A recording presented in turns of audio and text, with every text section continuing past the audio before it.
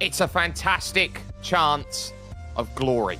It is one of those amazing series that just goes to show how amazing racing can be when it incorporates the sim racing element. This is about booking a direct entry into the finals of the PT Autosport 2024 Aspiring Driver Shootout.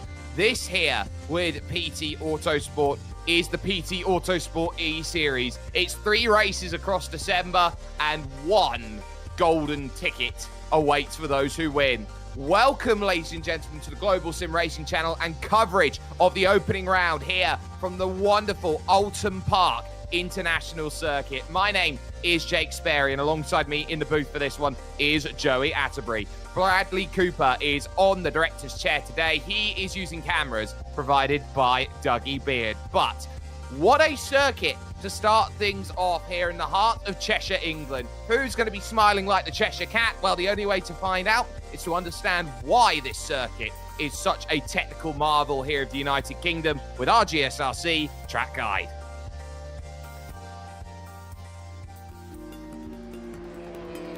Welcome to Oulton Park Circuit. This British track to the southeast of Liverpool is a staple in the UK club racing scene, but has also hosted series as high level as Formula One a few times, at least with a small asterisk next to those events since they were non-championship rounds. The history and the lore of the venue is as unique as the layout itself. But that layout is more than just the international circuit this place is known for. An incredible 8 different versions can be run, but they all range between 1.5 to 2.5 miles in length. It's not exactly a long lap around here. What it lacks in that realm, it more than makes up for in bumps and hills. On top of that, Oulton Park offers some very fast corners, so you certainly won't get bored. Turns like Island Bend, Knickerbrook, and Druids can be utterly fearsome depending on which chicanes are at it. But even the slower corners often involve blind crests or kinked entries, making passing a very difficult prospect. In modern day, the place is mainly visited by touring cars, GT cars, motorcycles, and Formula 3. But here on iRacing, it's quite popular with the vintage community. Needless to say, this is a track that carries on the British tradition of fast, old-school style circuits that challenge and thrill drivers. It'll no doubt be a blast for both our competitors and fans today.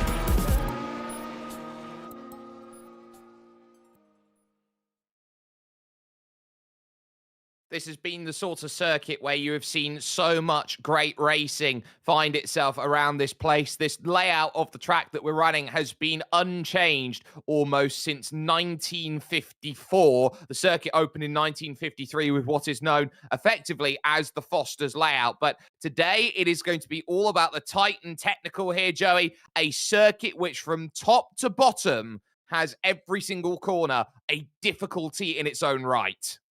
Here in iRacing, known as the international layout. And yes, you see the tight and twisty bits, but 17 turns, just a tick under 2.7 miles in length, and plenty of elevation change the drivers are going to have to deal with. But I think the biggest car track combination here is going to be on the brakes and also putting the power down.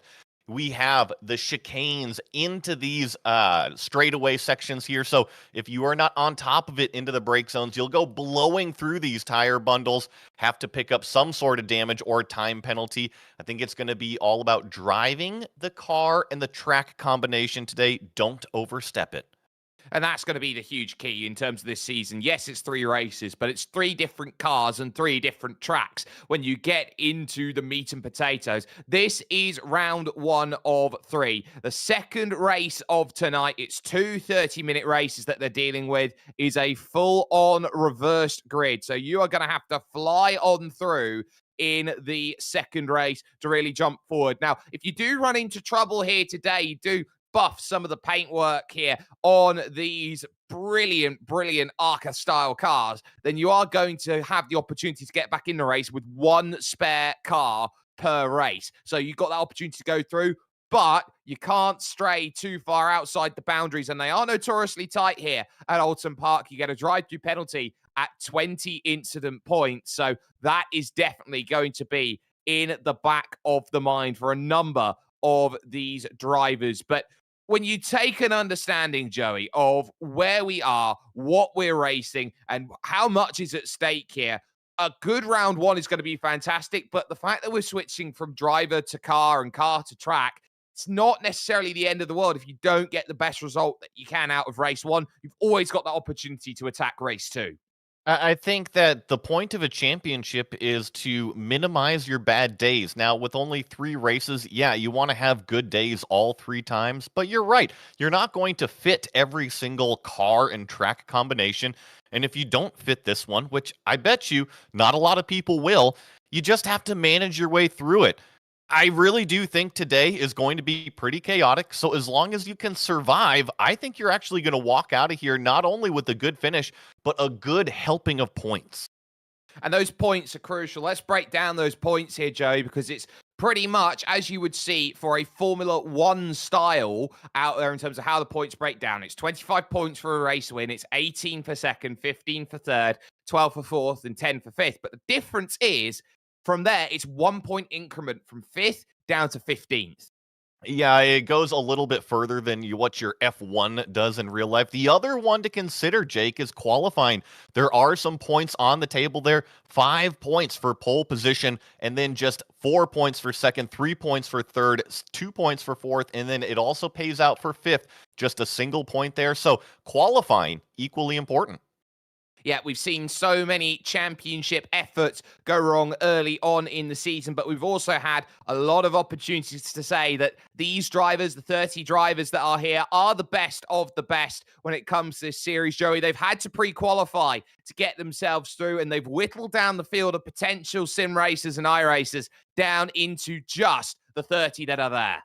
I'm pretty impressed with these 30 drivers. You're right, they have gone through an additional series. So basically, they've whittled them down. This is the best that are competing for what this prize is ultimately going to be at the end of it, which, Jake, is pretty dang rad.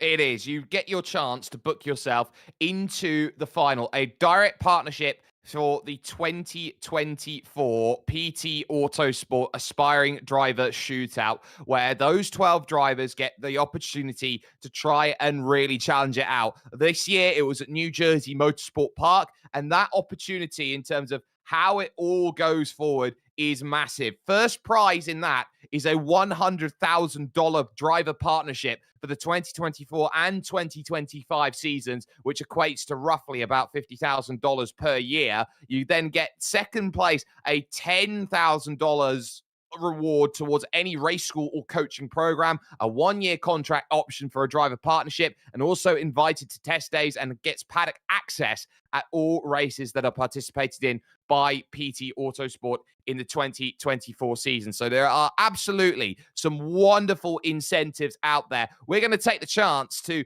talk with the series organizer here for this one, Henry Drury, who is here with us for today. Now, Henry, I just wanted to get this opportunity to get a little bit of insight on just how crucial it is for you as a racing team to embrace sim racing as a whole, because having an incentive like this to procure the next generation of sim racing talent and racing talent as a whole, do you believe that sim racing is the next important holy grail to master the same way that karting was a few years ago?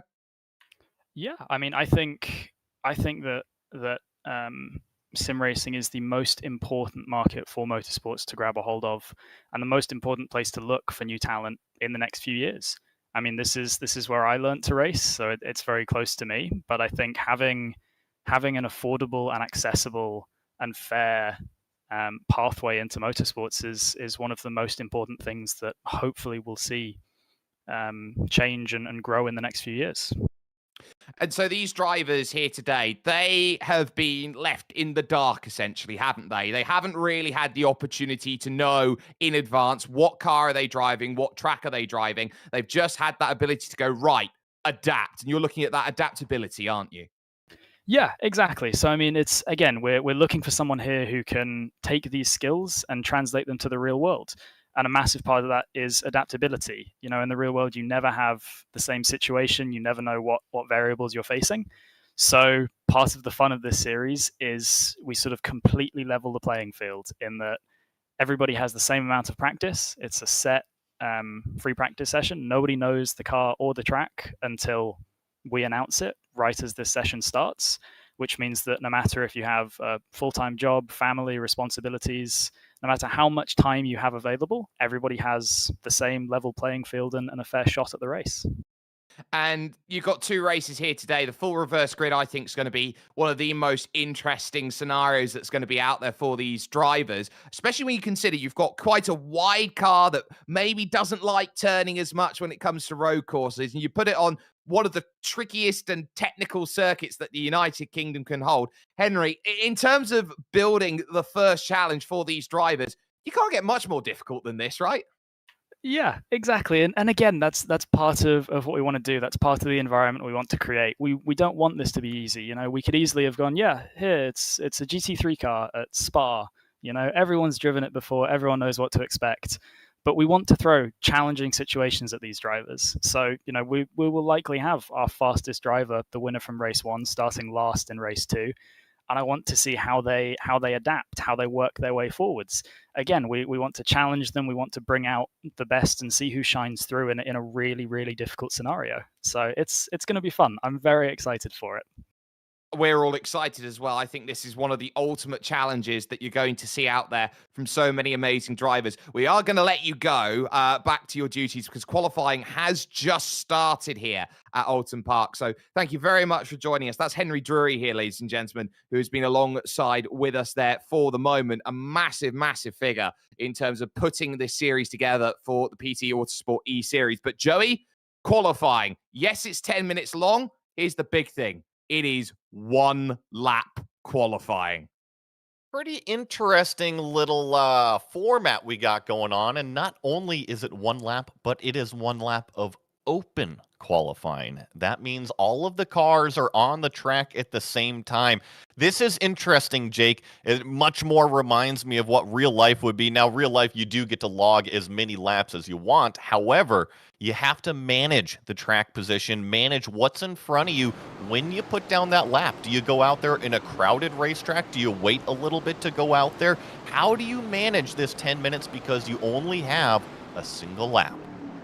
An aerial view there just for the quickest moment down on Little Budworth here in Tarporley, Cheshire, England. Here are the drivers looking to gear up for their 1 flying lap. Kevin Chabot here is really looking to try and mastermind this. In terms of the fastest times that we saw in practice, there were 2 drivers who are head and shoulders above the field. One of them, I would definitely say, is the odds-on favourite here for today. It's number 92, Michael Janney, who is waiting and watching everyone else go. The other driver who was out there to keep a focus on, who was the second quickest, was Andy Trupiano, who is out there currently starting his flying lap as we see these drivers now go through the deer leap and get on to their one and only attempt.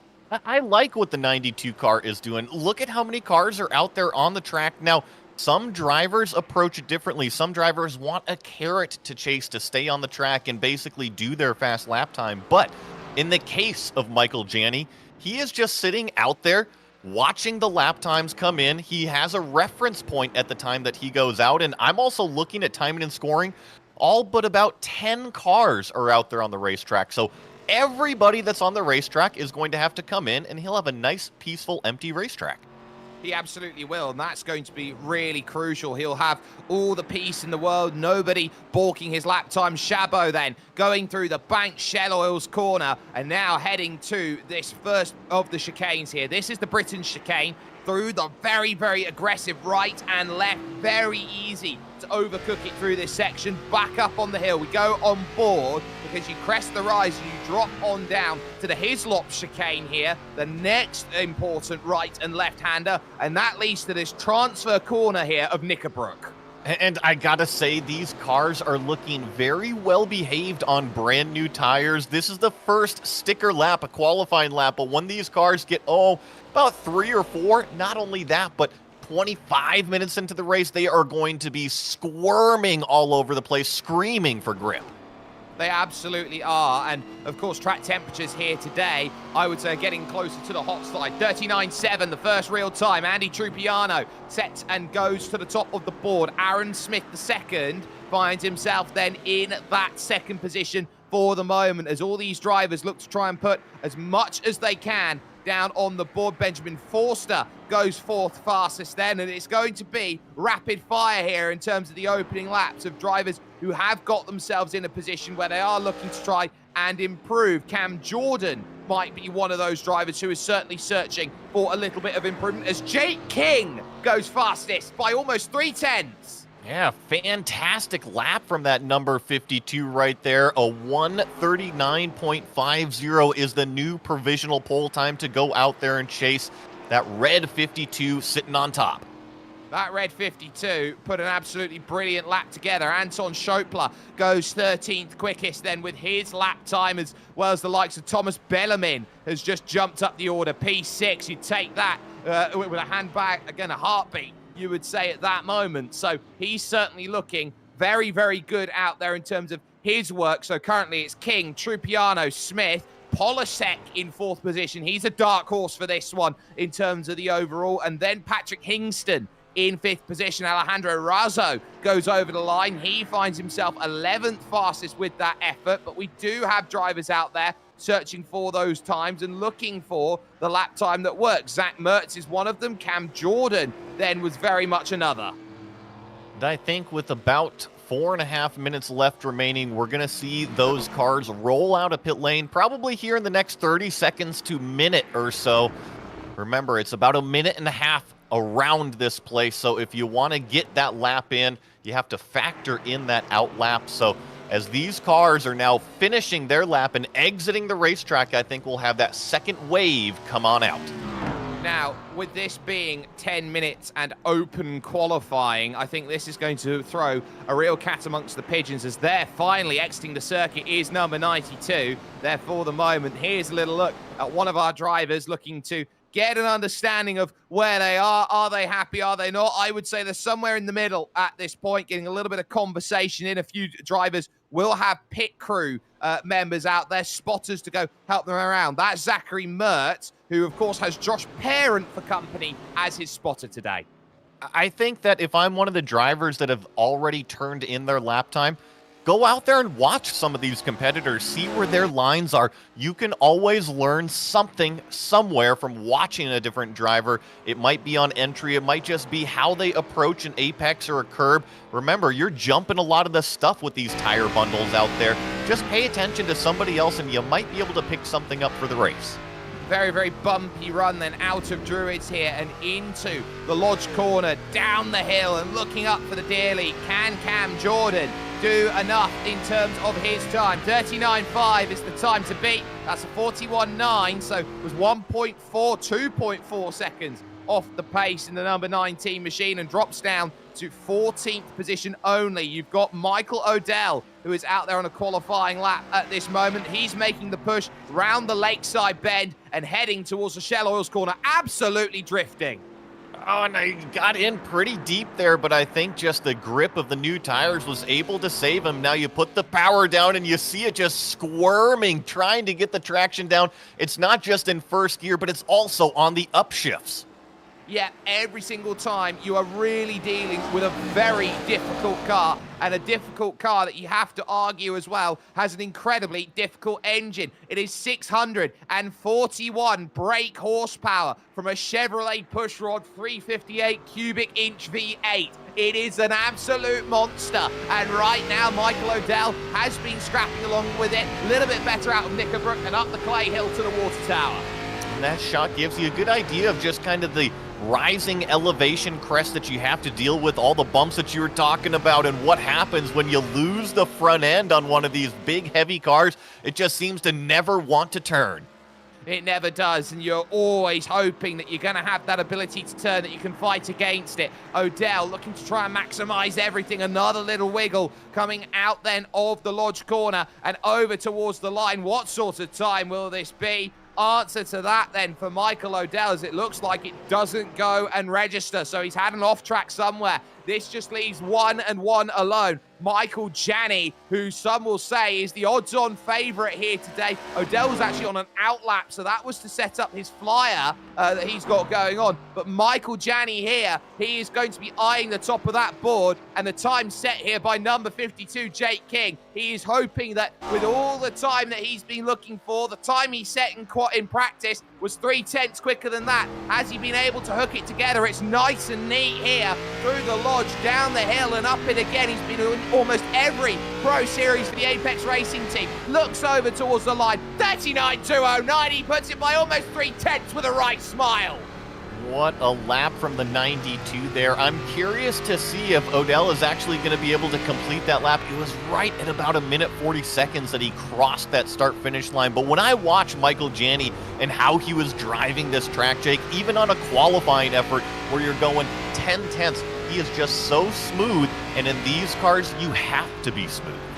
You absolutely do. His time is fantastic with 20 seconds to go. I'm not sure if Michael Odell is going to get his qualifying lap in. He is going to be right on the edge here as he waits for it with Janney currently on the pole. Only Michael Odell can maybe change that. We will see what sort of time he puts down on the board. He might just, though, be out of time. Checkered flag comes out. He will not be able to go forward. Let's jump over to the starting grid then and see how everybody will stack up then at Oulton Park's international layout here today. Michael Janney has the pole position on a 139.209, and we'll have Jake King alongside for company on the front row. Andy Trupiano and Aaron Smith will have themselves third and fourth, with fifth belonging to Michael Polasek, and Patrick Hingston starts in sixth position. Thomas Bellarmine will go from seventh along with Benjamin Forster in eighth, leaving Aiden Young and Zachary Mertz rounding out the top 10.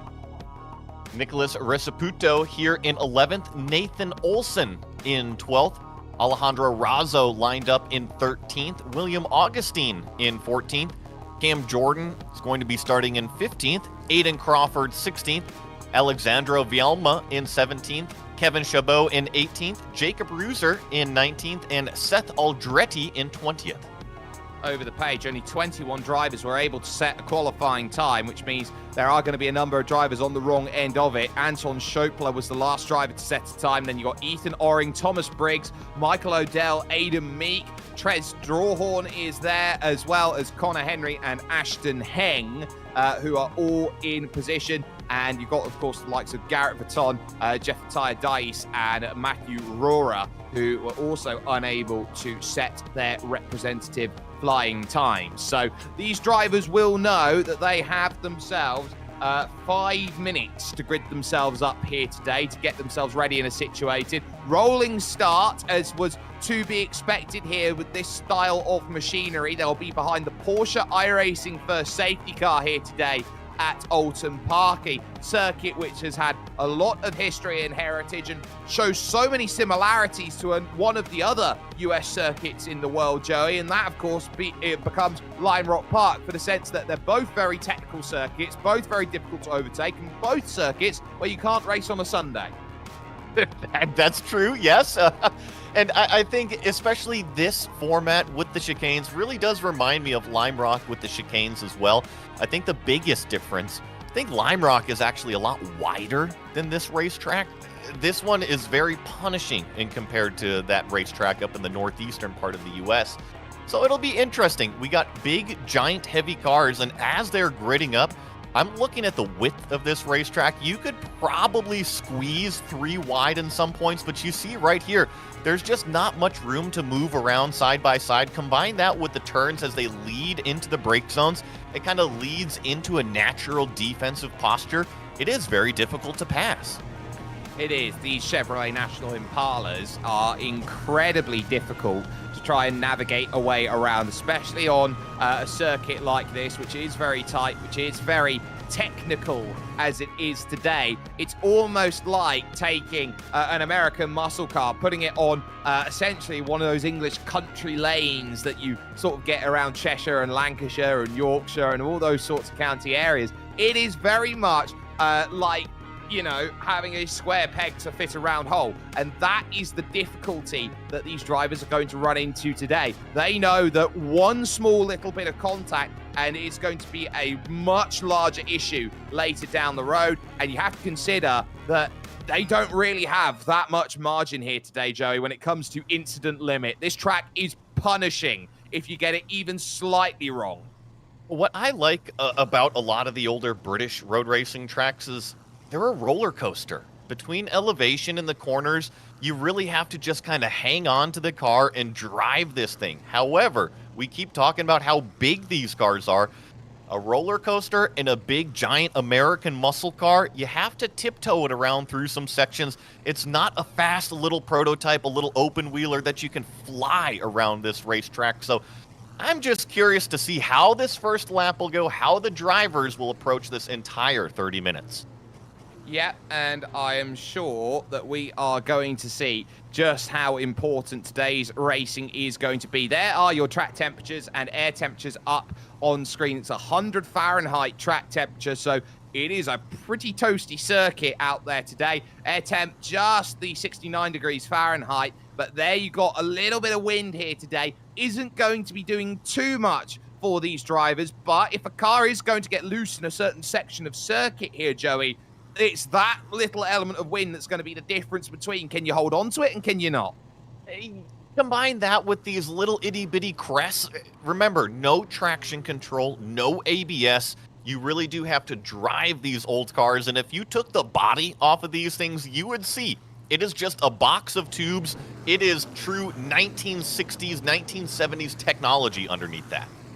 It is very much the bread and butter basics that they're all going to have to go for as the Porsche iRacing first safety car does make its launch away, and it is, of course, a short run here. They will only go from, I believe, Druid's Corner here, down the avenue and heading towards Lodge, or the Lodge, out there as they go through. That bridge that they cross underneath is the entrance to the circuit, so they will have everybody get themselves ready and understanding that these 30 minutes that they will now have to battle with are going to be so crucial. Michael Janney has been in this position a million times before. He has known exactly how it takes to go and get a victory in a series like this, and for him, it's just another Saturday by the way his demeanor looks. That iRacing Porsche first safety car is going to pull off right. The green flag drops and we are underway and racing here from Oulton Park. The run then over to the opening corner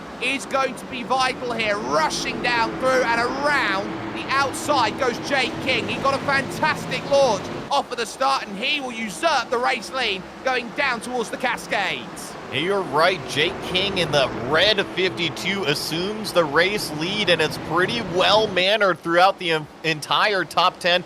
Once you get 15th on back, it starts to get really busy, but here we go. This is the corner I'm looking for. Everybody's got to get on the brakes for the first time.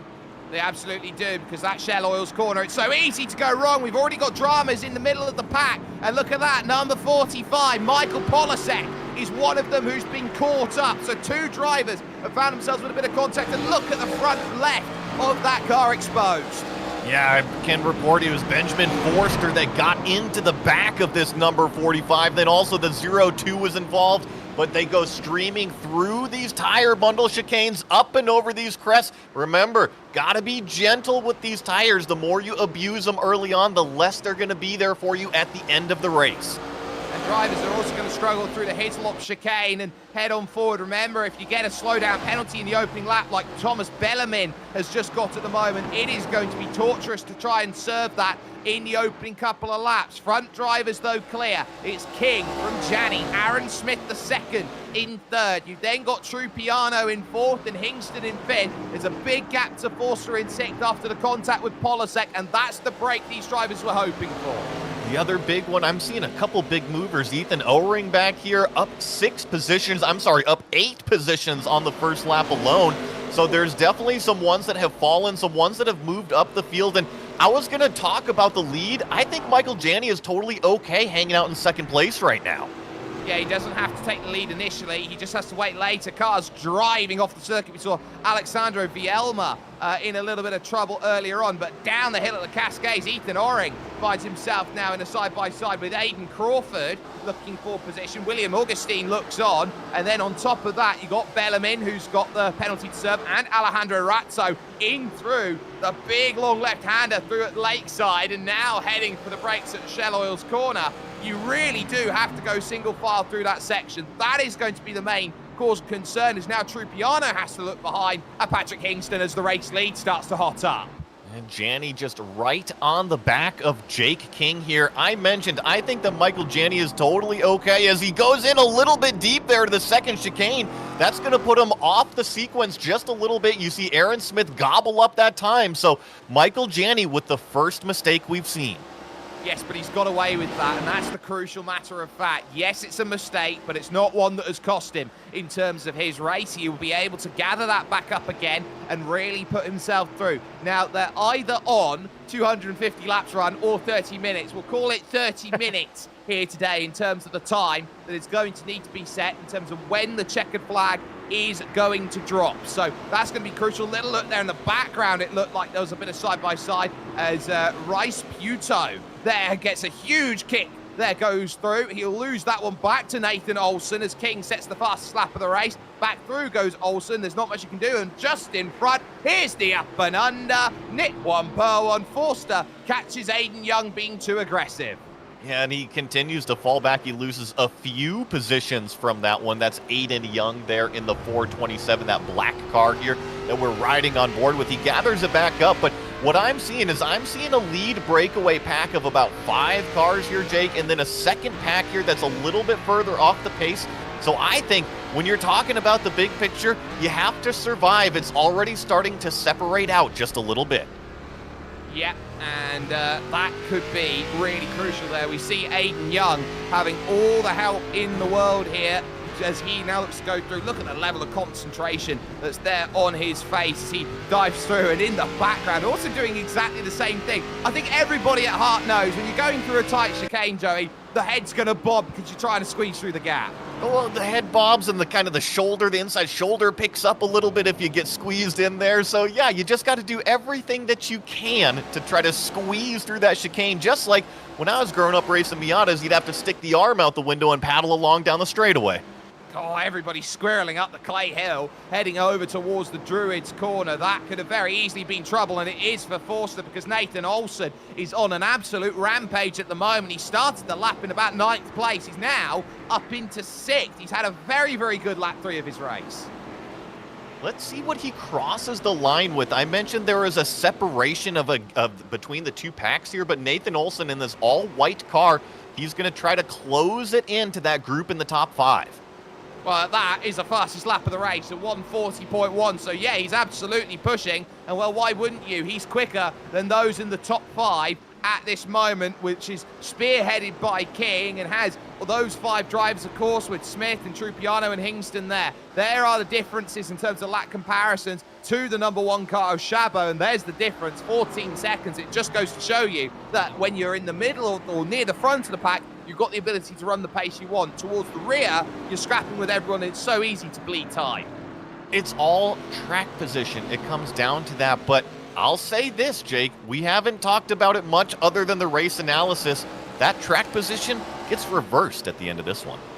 It does, so it's not the end of the world if you have a bad race 1. You're trying to cut your losses when it comes to the second race as they go forward. Up over the hill then, and starting to drive a little search for position in towards Hislops then for Aiden Young as he in 9th position right now looks to find a way past the 7 here. Nicholas Rice Puto for position, not quite able to find it, but up the clay hill towards the water tower. It's a very difficult section of circuit to find that pass because you're always on the pivot for the brakes at Druids. And what I'm noticing now, we are on lap 4, but look at how much these cars are already moving around, way more than what we saw in qualifying. Those tires have worn off, and in fact, right in front of them, I saw Benjamin Forster lock it up big time, lose some track position in this black and purple car. So the drivers, they're not only having to drive the track now, but they're having to adjust every single lap for that tire wear. They absolutely are. It's Benjamin Forster who's got that control. Remember, it's on 30 minutes that we're racing. They've already done nearly 7 minutes of that, so we're about a quarter of the way through this, or I would say, yeah, around a quarter of the way soon going to be through this race, as now you can certainly sense this is where you can really open up the taps. Now, they can reach speeds of up to over 200 miles an hour. That's normally in ideal super speedway conditions. This is far from. It is very far from super speedway conditions, but Michael Janney's been doing a terrific job. Really, everybody inside this top 5 has been keeping it nice and tidy. You notice the white 92, he's giving a little bit more berth through the chicane. This second chicane was where he had his problem earlier in the race. The red 52, Jake King, our leader, taking advantage of everything that he can get. Yeah, and every single advantage that you can find is massive when it comes to a race like this, and it's very much a chock-a-block style race that they've got at the moment. If you can control yourself through the opening stages, they're pretty much sat on a very similar scenario, you could say, to when you're driving in Monaco, for example, here, Joey, because this is the sort of race where they are finding out this is tough to overtake. Could you imagine these ARCA cars at Monaco? Oh my goodness, it would be so squeezed through some of those sections. It would be pretty amusing to watch, but I guess when you talk about road racing, this one's pretty narrow. I can think of some other road race tracks that are pretty narrow as well, but unforgiving certainly in some of this area. Yeah, we're seeing that unforgiving nature of this track already through the early phases of the race. Some drivers have fallen back a little bit in terms of their pace, and they're forming these battle packs right now. Yes, we got the 5 at the front, but then you've got Aiden Young's group in 7th position, who are all trying to keep themselves in range, as now Benjamin Forster is now going to start making that move. If he can pivot to that inside, he might take the line away here from Young, who just about sweeps around the outside. Big bit of aero wash there as the nose gets chopped clean there for Forster, and that puts Rice Puto into position then in the 9th place, looking to jump up into 8th. And now as they head to the very, very technical Britain chicane, they're now really trying to work with everything that they've got, and they are all dancing on a knife's edge. It's just so narrow in some of these places. The cars are so heavy that if you have to poke your nose out, you're going off of the racing line, and you have to make adjustments for that. It's easy to kind of naturally defense your line going into some of these corners. Just let the car drift wide. It may narrow up your entry, but it defends everything from behind. And then as long as you park it at apex, put the power down nice and clean coming out. Now, Nathan Olsen here has made some really good progress. He's just caught the back here of Patrick Hingston, who's dropped off of that range, and look at that, slipping on through. That was as plain and as easy as you like. Nathan Olsen is on an absolutely fantastic drive. He might as well have been a Carolina Panther at one point and called himself Greg Olsen. He is doing an incredible job. Well, if he's Greg Olsen, he'd be up here in the commentary booth with us, so it's good to see him still out there on the racetrack, but terrific drive. Remember, he was part of that second group, but he has been the fastest car on the racetrack and consistently the fastest car on the racetrack. I expect him to go up here and hunt down the next one, Trupiano.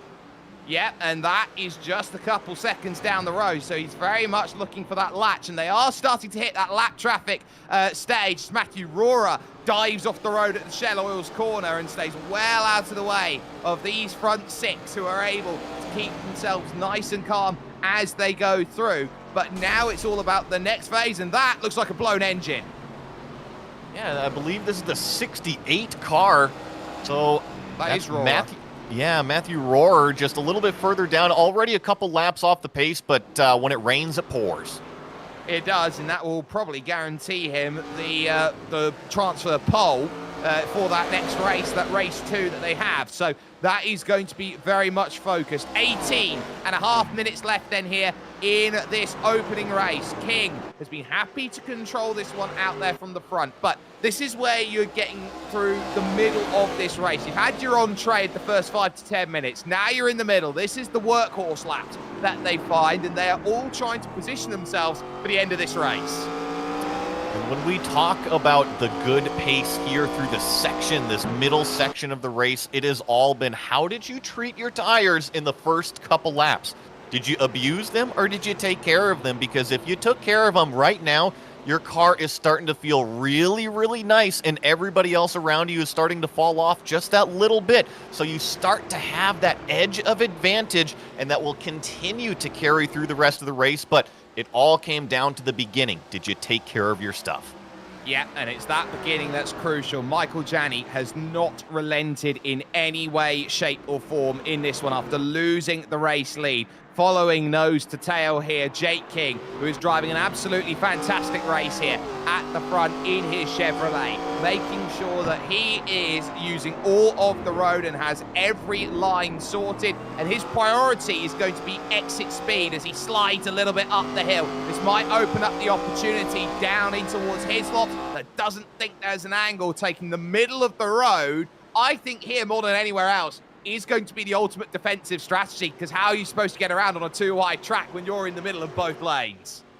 Especially with how wide it is. You know, it literally does take up all the lanes if you park this big old thing right in the middle of the racetrack. So you see Michael Janney trying to find a way to poke his nose down in somewhere, but oftentimes there's nowhere to go. But look at this red 52, Jake King. He's starting to swirl around more and more. The front end is searching for grip. The rear end doesn't have anything coming out of the corner. So I feel like if Michael Janney here in second place continues to do what he's doing, he's like a coyote nipping at the heels.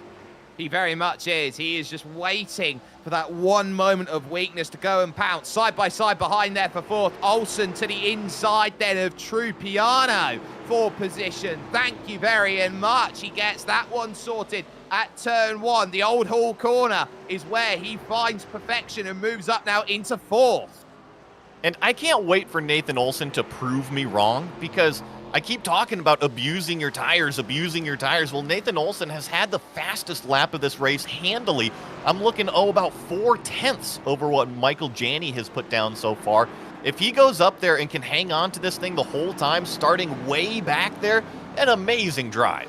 Well, he started 12th, and he's already up 8 spaces here into fourth position. Ethan Oring, another driver, is having a great run. He's up 12, and up 11 is Thomas Briggs. So there are some drivers in this field who are absolutely jumping forward. Also, you can't count out, of course, Trey Drawhorn, who's moved up another 11 places of his own. So everybody is finding room to maneuver. Watching the lead up front here, I see Michael Janney just start to be a little bit more nice and tidy through these chicanes.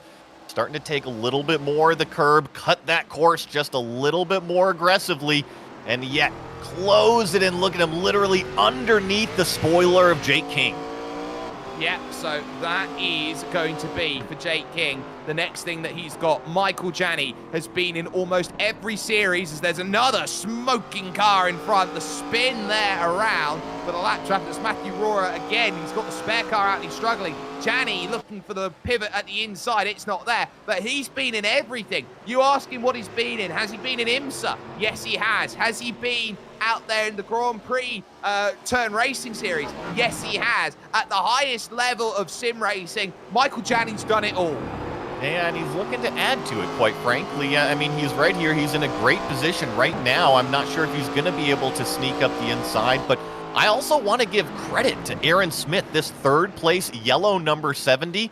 We keep talking about the front two, but this yellow 70 has hung in there the entire time. And quite honestly, Jake, if there's any kerfuffle between the front two, Aaron is going to be there to take it all. From Club Carolina, the home of this style of racing, he now jumps on forward here through the left and the right to the British chicane, up the hill and looking for the plateau. That yellow 70 has been absolutely fantastic. And look over to the outside from Michael Janney. It is once again defended into his lops. And that line is certainly paying off here for Jake King in that 52. He knows exactly what he wants to prioritize, and it's that exit there out of Knickerborough. Yeah, and Janney actually slipped up just a little bit, got a very poor exit out of that second chicane. You see him wiggling around a little bit more. He's actually fallen into the clutches of Aaron Smith just a little bit. However, when I look at the demeanor and how everybody's approaching this race right now, I think that yellow number 70, he's waiting for Michael Janney to make a move. I think he has got a fast car underneath himself as well. Yeah, he definitely has a fast car. Even Tracy Chapman would say so. Now is looking up the hill and onto another lap. This is their 11th revolution they start then of this circuit, pivoting through the Old Hall corner. And now it's all about that drive through the avenue and down the hill. The right of Denton's leads to the Cascades, this fast left-hand bend, which is just a nightmare to get any form of grip through. Well, they are all searching for grip. Look at the yellow car just slide its way through on the throttle. Now they're going to have to use the other pedal, that middle pedal, slow the car down all the way. You see all three of these guys just searching for whatever grip they can find. Well, it's whatever's there and whatever they can get a hold of at this moment with 12 minutes and 20 seconds. It is sat firmly at the front of this field as a very, very close showcase at the moment. Another great drive off the exit then from King means Gianni will not have an opportunity here when it comes to the Hislop chicane. He's trying to get in the mirrors, trying to get wide. Effectively, what he's going to is the Sim Racer's handbook for trying to make an overtake. Rule 1, get as wide as you possibly can in the mirrors.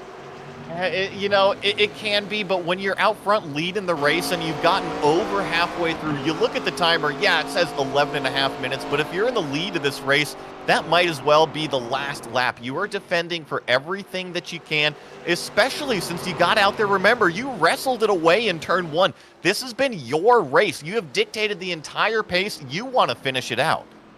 You absolutely do, and of course there is Nathan Olsen, who is very happily sat on the back and waiting to try and get into this group. Finds himself just 1.1 seconds off the pace here of Aaron Smith for the overall delta of this race. He has been rampaging through after not the most amazing qualifying down on the 6th row of the grid, but he has been absolutely flying. You look at those times over the last 2 laps, he's taken 1.4 seconds. That is not a bite, that is a full-on scoff.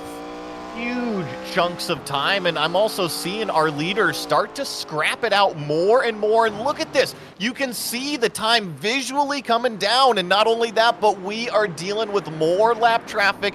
We've been talking about how narrow this place is, how wide these cars are, just another variable. And let's not forget that these drivers can push it to the absolute extremes, and this style of racing is not unheard of to have a little push to get out of the way, especially here today. That might be what style is going to be needed. Now, Thomas Bellarmine here, the lap traffic, is going to have to find a way to get out of the way of these 4, and we can say 4 now because they're all there. 1, 2, 3, and 4. It's soon to be 5 if there's going to be anything that Andy Trupiano is going to say. Pulls over to the right outside of Knickerbrook, and just like that, the release for Jake King is going to be a satisfactory one because he now knows that he is safe on the run up here into Druid's Corner, but as he takes a very shallow entry in, he might not have as much on the exit. Fights off of it. Michael Gianni might have a pivot. Will it not be for Seth Aldretti, the traffic that's in front? And he once again just puts his car right in the perfect spot, smack in the middle of the road. You don't have to go all the way inside. You just have to persuade that car behind not to make the look. But here we go, having to deal with the lap traffic. The leaders are getting checked up big time here. They are, and now where do you go to try and find that move? Power on the brakes. Why don't you? Nobody is getting much help here. Down the hill, in towards the Cascade, and a little bit wide Aldretti goes, and this might be the pick that's needed. If you don't have the message now, you're never going to get it. And Jake King, I think, is going to say, this is what I want and this is what I need. I need to make this move, and everybody now trying to dance on the finest line. Aaron Smith going to power around the outside to get through. The driver that's going to hold up is Smith on that outside line, and he's now going to drop about half a second here. Yeah, and I think crucially, Nathan Olsen is able to squeeze through before this first chicane. So Jake King, Michael Gianni, Aaron Smith, Nathan Olsen, nothing has changed between these front 4. And Trupiano's not going to be too happy because now Patrick Hingston's immediately on the back there. You can see it there. The red car of Patrick Hingston is right there. Trying to make whatever he can work through that lap traffic. It gets narrow, especially through those chicanes, but we're under 10 minutes to go. Can Michael Gianni go up there and wrestle away the lead here from Jake? Well, I tell you what, if Jake King is able to hold this off, this is going to be one of the most important drives of his sim racing career because he has not had any moment to rest here in this race. Although he's not had a move from Michael Gianni, he has been put in a constant pressure cooker, and they keep notching up the dial a little bit lap after lap. And that is what Jake King, in his opening race of 6 in this championship, 2 per night, is finding at this point. And I think if I'm Jake King, if I've got somebody on the radio, they need to be telling them, Michael Janney has slipped up a few times coming out of the exit of these corners. I think that he's been nailing the brakes, nailing the entry, but if he gets checked up, his momentum can definitely stall out. I've seen a few mistakes from that white 92, and it has all been on corner exit, trying to squeeze that power to the floor.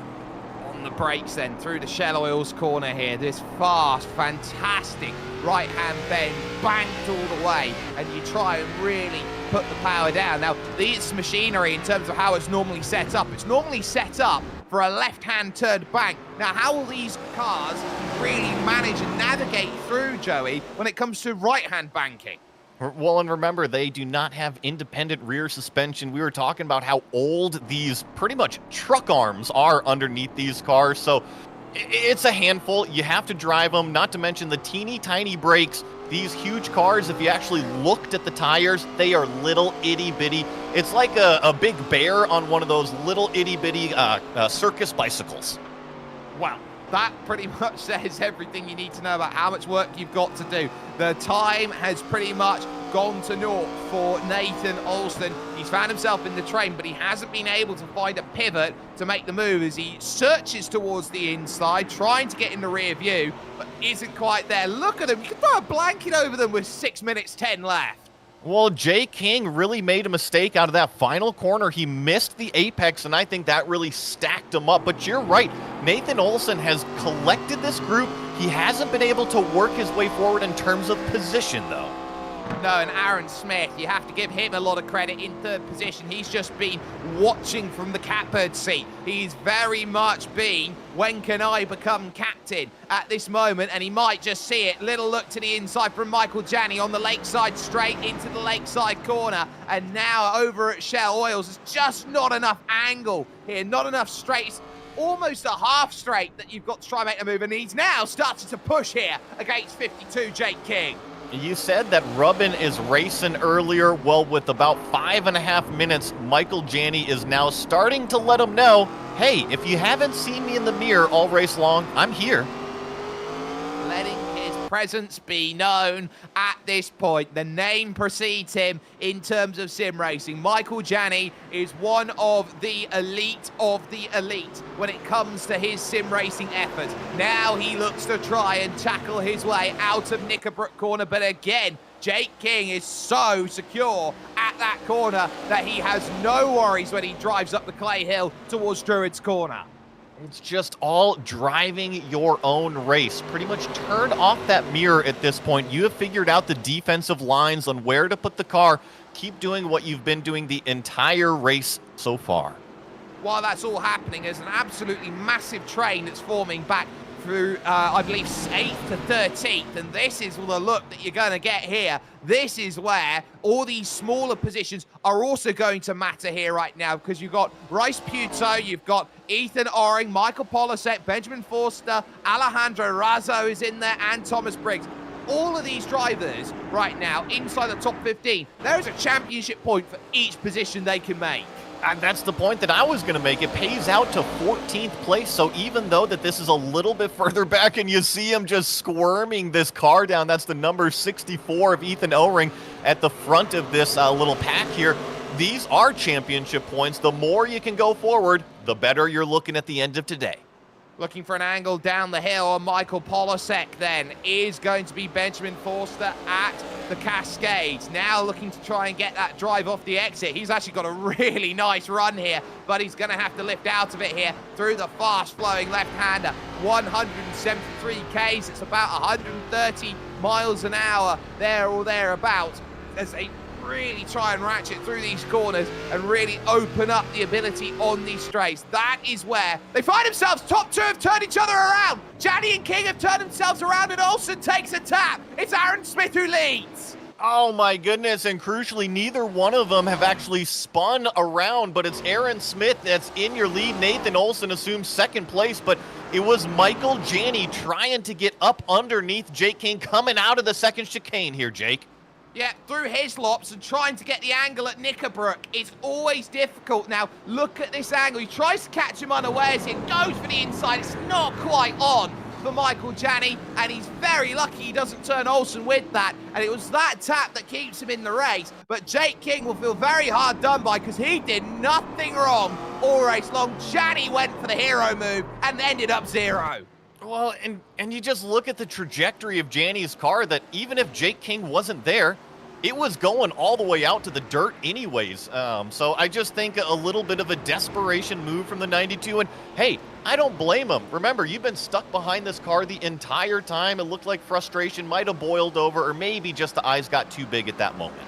Well, that is where chances are really made. If you get bogged down, if you get frustrated, that's when the powder keg explodes. And that is what we've seen between King and Janney. And through all of that, Janney is still stuck behind Jake King. I think that was by design, too. I think that he knew that he made that wrong. If you watch the end of that replay, he definitely let Jake resume that position that he had in front of him.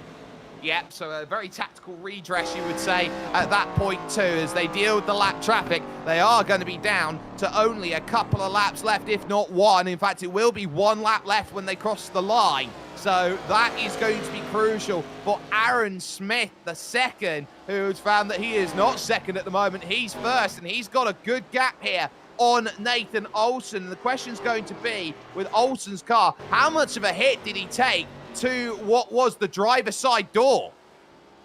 You know, I think he's okay. You look out in front, and yeah, it's a 2.5 seconds to Aaron Smith. Yeah, you hunted him down earlier, but remember, you started back in the 12th place position. You see the white flag in the podium right now. Just get it done. It is the last lap of race 1 of 2 here in the PT Autosport eSeries. Here, this opener wide off of that section goes Aaron Smith, and they're all going to be looking around at each other and whether they're going to hit an instant point limit as well. Keep that in the back of the pocket as they now start to drive. That gap is all about to close up, as it's all now down to Nathan Oulton, and can he find a miracle here in race 1 of 6 to try and chase this one all down? Aaron Smith's number 70 has stayed well out of trouble. Already in this opening sector, it has been slashed in half almost right now by Oulton. He is throwing everything he can at Aaron Smith, and Smith will see it is black box relative that time will drop and drop and drop, because Nathan Oulton is a driving machine at this moment in time. Up over the hill, looking towards Hislops. It's so easy to lock a brake here. It's so easy to overshoot it, but both drivers are perfect. But Oulton's right there and sliding it through the corners. He'll have one chance to make this move, and that is going to be at the lodge. So he needs the perfect clay hill here, past the water tower, this next left-hand corner, and through at Druids. It's going to be crucial. Aaron Smith needs to be absolutely pixel perfect, and he has hit his marks fantastically. Half a second to chase down. I'm not sure Nathan Oulton can send this one to the heavens, but coming through the final section of track, he's just got the deer leap to go. Aaron Smith absolutely made sure that patience would prevail. Tremendous race from that yellow number 70. Very quiet in third place the majority of the time, and then took advantage of all of the scrapping in front of him. Almost like I predicted that one, Jake. Almost as such. Almost as Oh, such. Alejandro Razzo is turned around on the final lap here. He was in that 10th place position. So this was that championship points that were still on the line. He falls now to 12th. He was really pushing here to try and find a way past Ethan Oring, who was throwing every block he possibly could, and then he got tagged behind by Thomas Briggs, who had really not many places to go. Razzo is going to finish off in 12th place, but he's going to drop a bit. We'll take a look here as we have the rest of the drivers finishing. This is how important the blocking is. Small mistake in front by Oring, great drive off for the exit, and now cover everything. Well, and not only that, but he's still trying to squirm the power down, and I do feel for Razzo right here in the 83, because he was caught up in the middle of that accordion, and yeah, he was in the back of O-Ring in front of him, but ultimately he definitely got turned from behind as well. Yeah, there was definitely an opportunity for him to try and make that move, but I think everyone just jumped up upon each other and there was nowhere really to go. Let's get confirmation then of results here from what was an incredible race outright. Aaron Smith gets it done. 30 minutes, 43 seconds. He wins by half a second over Nathan Oulton, who started P12 in this one, all the way up into second. Andy Trupiano and Jake King are third and fourth, with Michael Janney then in P5. Sixth belonging to Patrick Hingston, as the field just ticks over then in towards the 5-minute heat that went through. The top 10 would be rounded out then as Aiden Young, Nicholas Rice-Puto, Ethan Oring, and Thomas Briggs making up the result then of that top 10. Joey, forget everything that's happened in race one. These drivers now need to reset. The grid is an invert all, so they will flip it all the way around. So Aaron Smith will be the 28th driver in this field, and it will be those drivers who are up there near the front who will now be saying, you know what, we got to go for it. Connor Henry will be on the front of this race. I think the only nice change of pace right now, Jake, is the drivers have a couple minutes to maybe even catch their breath after the first one, kind of re-strategize. And you're right, if you're one of these drivers that I would consider was in that group of that top 5, top 7 breakaway, you got to be patient. We saw how many cars are on this racetrack. We saw how difficult it is to pass. You cannot go barging your way through like nobody exists on the racetrack. You have to be patient. You have to let the race come to you. You really do. And they've got the same amount of time as they had done in the opening race, but the difference is they're going to have to be really patient over the opening 5 to 10 minutes, Joey. It is so easy on a reverse everyone race that all the quick drivers want to try and make those places and take all of those opportunities as fast as they can. The drivers who are a little bit slower are going to defend for everything they've got, because when are they else going to get that chance at the front? You get this weird mix of sometimes these reverse style races get very chaotic very quickly. I think there's a couple points to what you just said there. You got the fast guys lined up in the back. So yeah, they want to make up as much time as possible right off the green flag. They're going to be aggressive. Now, it's not always that first lap. Like you were saying, Jake, it could also be 5 to 10 minutes into this race when that front pack actually starts to work its way up through the middle, and what was the slow pack is falling its way back through the middle. That is when real chaos can happen, because that's when you have the fastest drivers tripping over the slowest drivers. And it's that trip over effect that we are expecting to see here around the Oulton Park circuit. Talk about drivers, though, who have made a really good impression on that opening race. I think you can't look past Nathan Oulton and the drive that he's had. He's proven that he can go and make overtakes. Now he's just got to do it from further back, and he is primed and ready. He's done it once already here tonight. He can do it again. I think you look at the top 2, right? Nathan Oulton as well as Aaron Smith. Remember, Aaron was just sitting back there at the table. He was just being very, very polite, turning his lap times, waiting for his opportunity. So even though his race might not have been as exciting as Nathan Oulton, he executed exactly as he needed to and ultimately walked away with the checkered flag. And now, if you want to look at just a raw performance and pace, yeah, that 39 car of Nathan Oulton put on a show. Poor qualifying effort, drove up through the field, and if we're looking for any foreshadowing, he is the one that has the most passing experience going into the second race. Yeah, and that second race is going to be rather important. There's going to be a number of drivers here who've got themselves, I would say, a decent starting position, who might be able to jump through the field, who didn't necessarily have the best run of things when it came to that race. I'm looking at Thomas Bellarmine as one of those drivers. I'm also looking at Zachary Mertes as another one who might be a driver to keep an eye out on. If you get a driver who's out of position, who can get to the front quickly, Joey, often it becomes the challenge of, can you catch that one quick driver back through? We've talked about track position earlier, and you're right. If you can get out there in clean air, you pretty much turn off your black box. You turn off your mirror, and you just act like it's a practice session. Go out there and turn consistent laps, and oftentimes that is enough to draw away from the field, because that field has everybody scrapping in it. Those lap times, they're not being efficient like what you can be in clean air. You can definitely sense the force feedback from Zachary Mertes. At this point, you can see his whole body shake with how much force is going underneath him through the road and every single bump that's being picked up, Joey. And, you know, each driver is going to tune their equipment differently. I think this series in particular, Jake, because the drivers aren't really known of what car and track combination. They have to be on top of not only learning that for the practice laps, but also tuning their equipment to best drive and also be familiar with what they are with.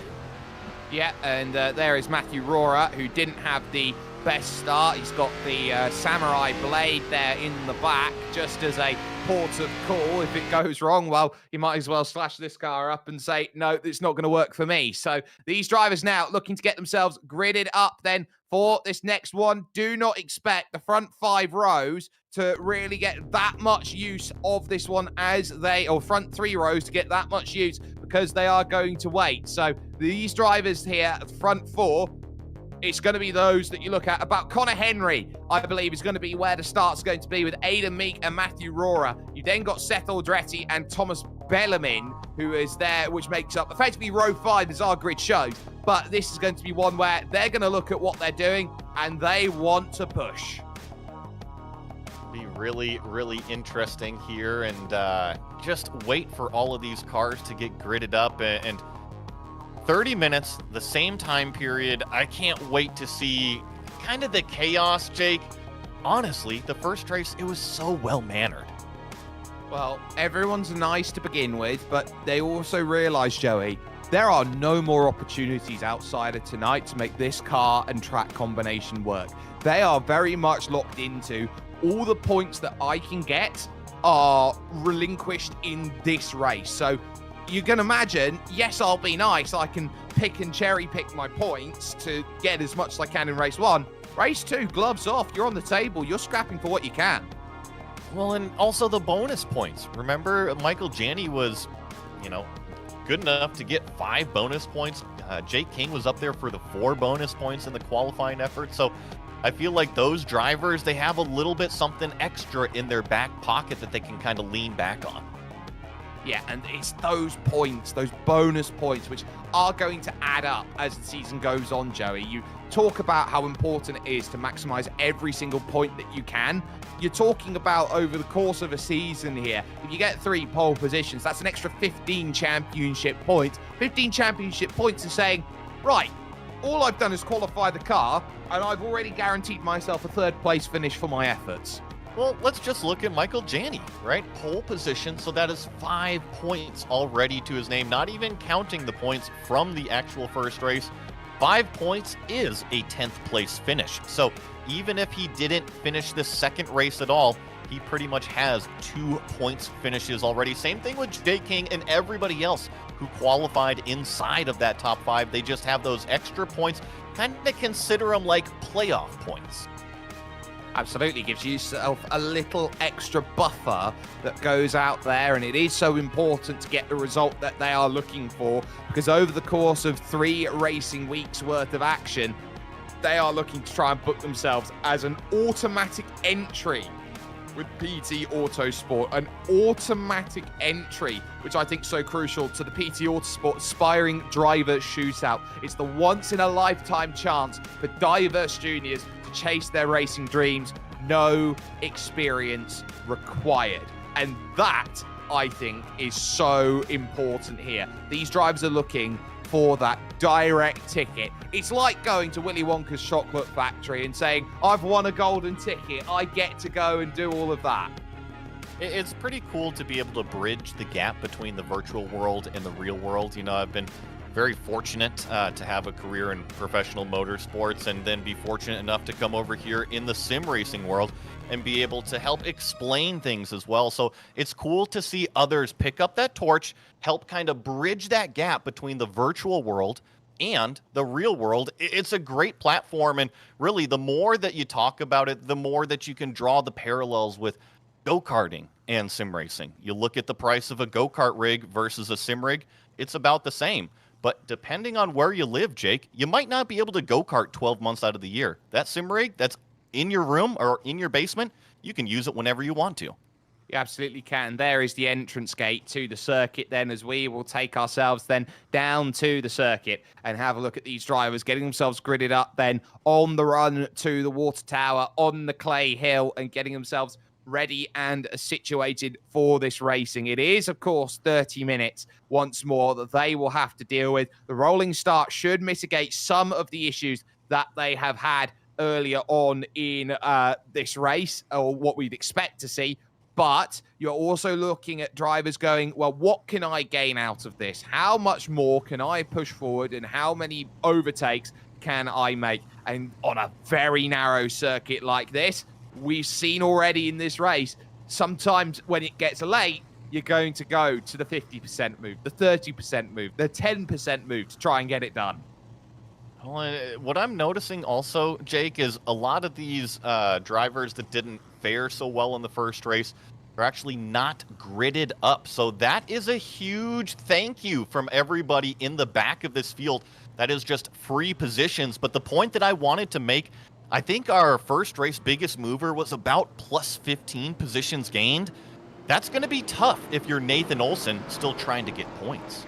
So no Aiden Meek off of the front row of this grid. So that's going to mean that Connor Henry is going to be looking behind. It will be Matthew Rohrer who will be the first initial challenge. That will be there. You also look around at Seth Aldretti. He's going to look to get a very nice launch off of this start too. So as they pace behind the Porsche iRacing first safety car, they are now in a position where they are looking for 30 minutes worth of racing. This is going to be about who can survive to tell the tale to head to the middle rounds, rounds 3 and 4 of this 6-race format that they'll be going through. Race 2 about to put itself into position. Green flag is in the air and the pace set behind Connor Henry. Here we go for racing. Immediately 3 wide, big troubles in the background. It's a huge junk up. I can report Jake King was involved in that one. It happened right about in the 20th place position. I think I see Ethan O-Ring also involved in that one. Huge stack up right off of the green flag. Nicholas Rice-Puto, I think, was caught up in it too. So just like that, they started checking up, and there it was. Multiple drivers getting caught trying to go through. I think it actually happened around Benjamin Forster. And then there was another huge incident. I see Michael Polasek involved in this one. The 83 got into him. The 395, the 427. There is all sorts of chaos going on, Jake.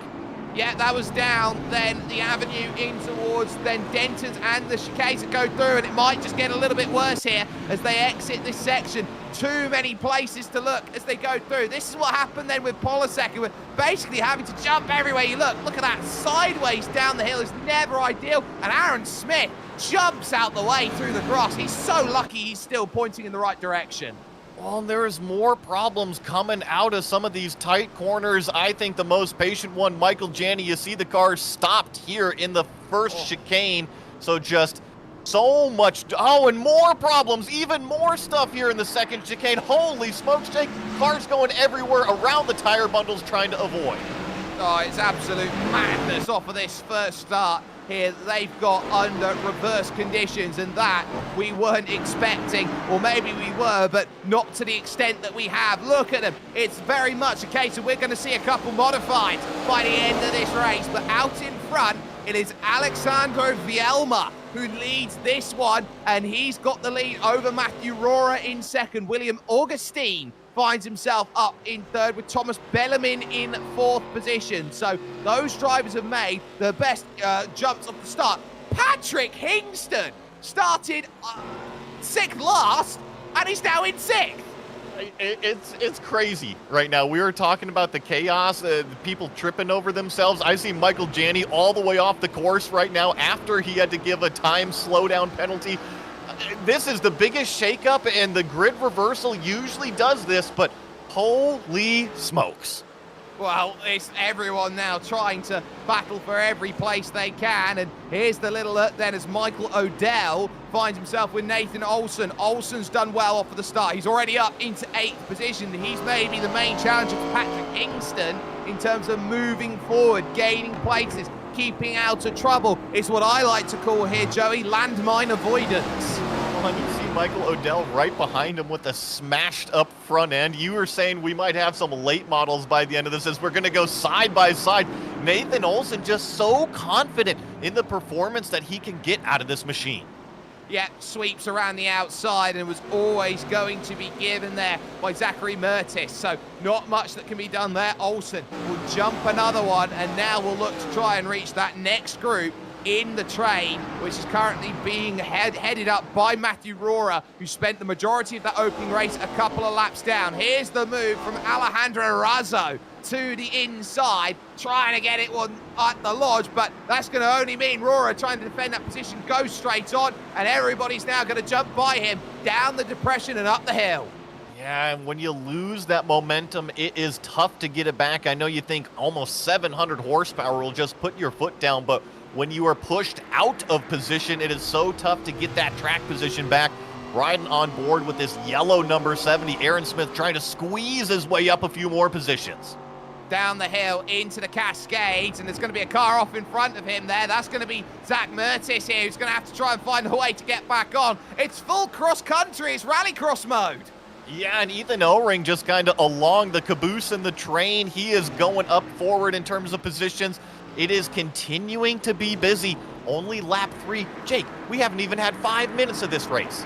We haven't had 5 minutes, and we've still got 25 of them left, and there's still amazing recoveries. Don't count Jake King out of this one. Still can't find a way past Michael O'Dell, who's been going backwards, and you guessed it, backwards, well done. But this has been the sort of race where Jake King has basically had to adapt from minute 0 of this one. He's found himself backwards in the opening section of the track, and now he's really trying to scrap and claw his way back in. He's basically acting as a lightweight boxer who's just been punched in the nose by a heavyweight.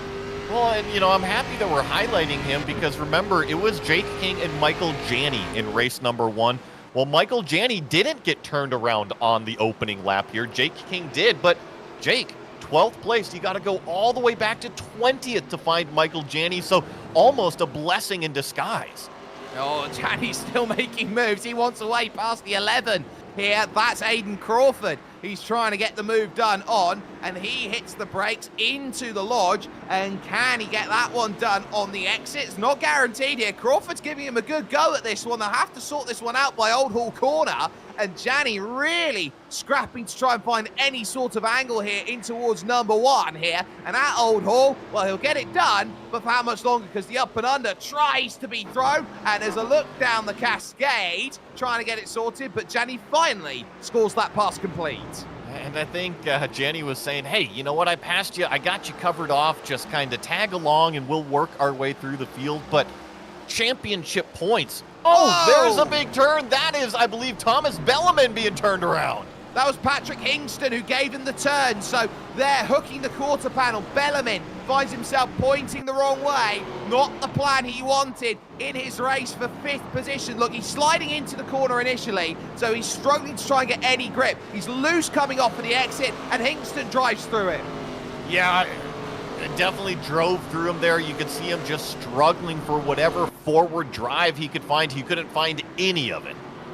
Keep an eye out on the front of this field as Polasek now will try and deal with Belleman, who is still on the inside here at Knickerbrook Corner and trying to get that sorted, but he's going to have to lose out with a very, very loose Chevrolet Impala at this point. Alessandro Vielma does lead, but watch out. Nathan Olson is now up to 3rd, and it's now William Augustine who's having to play defense. It is a pair of white cars. It is Nathan Olson in 3rd place right now, William Augustine in 2nd place.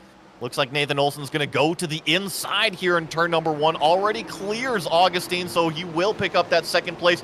I think I'm looking at everything. You look at qualifying. Poor effort from Nathan Olson. Drove through the field in race number 1. He's got to be the favorite to win this thing once he gets by Vielma. Yeah, he's driven through this field with absolute, I would say, bravery. He's done so well, and let's not forget here, Joey, he has a damaged front left as wide off the road. Why don't you give him a freebie for the race lead? Let's do that. Alexandro Vielma with the mistake through the lakeside bend.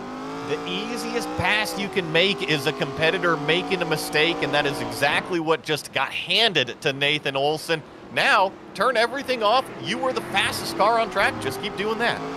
And now, here comes the look from Augustine up the hill, trying to find and manage that overtake. If he can get himself an angle forward here at Hislops to get the move sorted, that not quite happening at this point. Now, it's a case of how much of a gap can you make to the likes of Hingston, to Aaron Smith and co. Those drivers are going to want to try and jump through. Trupiano is another one. Those are your main contenders that you're looking at. Every point you can get is a major boon at this point. And we're not even a third of the way through. Remember, this is a total different group, a total different crop of drivers at the front. They are driving differently. I can't wait to see how the tire wear affects these different groups in this second race. 1, 2, 3 is the car giving chase at the moment. Benjamin Forster all the way to the outside, looking for a way to get past Aidan Crawford. This is down in 18th position at this moment in time. This isn't even for championship points, as they now jam on the binders, looking for a run at the Lodge, up and then down. So easy to spin the car over to the right-hand side, up over the Dearly, and then onto a lap on the Old Hall corner here, trying to find that open opportunity. It's not there as they slide through, or it will be, because Crawford slightly misses his point and runs wide. Just couldn't have the front end hook it into the apex. Aidan Crawford in that number 11 just opened the door. Benjamin Forrester said, "Thank you very much. I will take that 17th. You mentioned not even for championship points. Michael Janney just up the road looking for something, but even then, he's still about 5-6 seconds back from anything that'll score him something." Yeah, well, he's got the position, so that's crucial. So he makes the pass from Thomas Bellarmine and moves up into 15th. But Michael Polasek is currently the gatekeeper to championship points in this second race, and he's trying to hold on to Rice Puto. He's looking at Mertis, he's looking at Odell, Trupiano, King. Everybody has now finally taken the 10 minutes here, Joey, and they've settled. They have settled, and one thing that hasn't settled is the battle for second place. Remember, Vielma, he's the one that's sitting there in that white number 28 car. Well, Augustine, Razzo, Hingston, Aiden Young, Aaron Smith in this yellow number 70. Remember, he won race number 1. Whoa! Well, he has now joined the party. Look at that! Danny inside, there's a little bit of contact. I'm not sure that, and Alexandro Vielma, who is up there in second position, I'm not sure he had a Scooby-Doo, whether that move was going to be done or not. But Augustine finds out that he went for the absolute Hail Mary move in the background. Aiden Young picks Patrick Hingston's pocket, and he may soon be followed by Aaron Smith the second. Yeah, I noticed that Hingston was a little shy entering turn 1 there. Definitely let that black and yellow number 427 through, and now Aaron Smith in the all-yellow car also trying to find his way around. But one thing you don't see on screen, Nathan Olson has checked out. 5 seconds to the good already. Vielma is the legitimate cork in the bottle in terms of this race. You talk about how difficult it is to get past. Vielma has done a very, very good defensive effort of his opening 10 minutes. He very quickly got to the front on the opening lap, Carnage, and he has done so well to keep some very accomplished drivers behind. And I think that if you are in the shoes of Jake King, right, who's back there in 9th place. Oh, there's a mistake out of the 28. Can he keep everybody behind? Oh, the 83 gets spun off the nose of the 427. So definitely some shakeup already happening. Yeah, that's Alejandro Razzo, who finds himself turned around, and he finds himself with the concertina as they all look to try and find an angle. Nowhere to go. That was Aiden Young into the back of him. So watch this here. Everybody checks. Unsighted, really, there for the 427. It's called an accordion effect. It stretches out, and then all of a sudden it compresses. You can't often see what happens in the middle or at the front, and all of a sudden you are into the back end of the car. And that's how quickly you can find yourself from 4th position in this race, demoted down to 8th place and dealing with Jake King, who is there in 9th, trying to really mastermind some points out of this. Another little look then, trying to find something down through Denton's and into the Cascades. William Augustine looking for the move. I tell you what, Aiden Young is very much up for this one here in the 427. He is very aggressive and looking for a move. He will get the pivot here, move to the right-hand side, but he doesn't have one thing and one thing only. We don't talk about it too much here at Oulton. It's the slipstream. He doesn't care. He'll go to the inside and steal that one away. Yeah, and then he covers it off in the brake zone. A nice move from that black 427. You can usually tell who's the more aggressive drivers by just looking at the front end. Yep, you absolutely can. There is also through Aaron Smith, and a little bit of side-by-side between Augustine and Oring, as Hingston will also pick a pocket or two as he will make his way forward in the early phases of December. Look at the moves! Oh, this is fantastic! Contact side-by-side as they go through. Aiden Young is throwing all caution to the wind, and he is saying, I will pass with everything. Come on, look at all the support that he's got. He wants every single thing that he can possibly get out of it. Yeah, you just got to be careful. You have to drive within everybody's limit, make sure not to punt anybody off the racetrack, and it looks like everything going okay so far, but look at Aaron Smith in the yellow number 70. He's going to peek up to the inside here. He's going to try to take away that second spot, or third spot. Oh, there we go. Somehow, some way, no one else gets caught up. Watch Hingston here in the red 5. He is going to find his way through. A red 5 like Nigel Mansell. He will easily make that place. Yeah, and just a little bit of tripping over each other. I was going to make the point that Jake King is the one loving what Vielma is doing. Remember, got spun around on that opening green flag, but he is in the mix. Aiden Young and Aaron Smith going side by side again. Aaron Smith had 2 tyres in the grass. He is absolutely living dangerously at this point, and now he'll look behind because there is Ethan Oring. There is looking to be a pivot then for number red 5, that Patrick Hingston, but there is still Smith side by side. They are going to duel it here to the Shell Oils corner. Advantage always to the driver on the inside through this section. Almost a turn over the quarter panel there, and that will demote down. More places, not ideal there for Ethan Oring. He's now behind Jake King. Yeah, but Aaron Smith continues to kind of work his way forward, single car by single car. Same thing with Jake King up into that 7th place. Those are valuable points and plenty of cars with only halfway through this race. And all of a sudden, 2nd through 14th here, Joey, are split by 6 seconds. Well, not only that, but 13 seconds to our leader here. It has just been crazy what Nathan Olson is doing. I want to keep the camera right here on this red number 5 of Patrick Hingston, because between himself, Aiden Young, I feel like these are the 2 more aggressive drivers at the front. They absolutely are. Big wiggle there from Vielma. Opens the door up for Hingston to search to that inside at the lodge. Can you run it around the outside? No, 28 slides it, saves it, but it's going to lose one out here. Battles door to door there with Aiden Young, who's going to pick away around and gets turned. Yeah, he got turned around there, and now more chaos, more contact. I'm not sure which white car this is. Looks like William Augustine that was collected in it. Yeah, absolutely heartbreaking for Augustine, who gets himself absolutely thrown on the front stretch and in turn has to take a tow. GSRC replay, look at that, just gets turned over the front nose. And when you get all these drivers bottled up and frustrated, it's like putting them all in a cage. Well, and, you know, I can't fault Aiden for anything he did here. It was just a stack up. You know, the cars really wander as they come up the hill here. You see them side by side, and the 28 definitely wanders up the racetrack into the quarter panel of the black 427, but these cars just don't have any grip when they're coming up over the crest like that. It's part of the racing.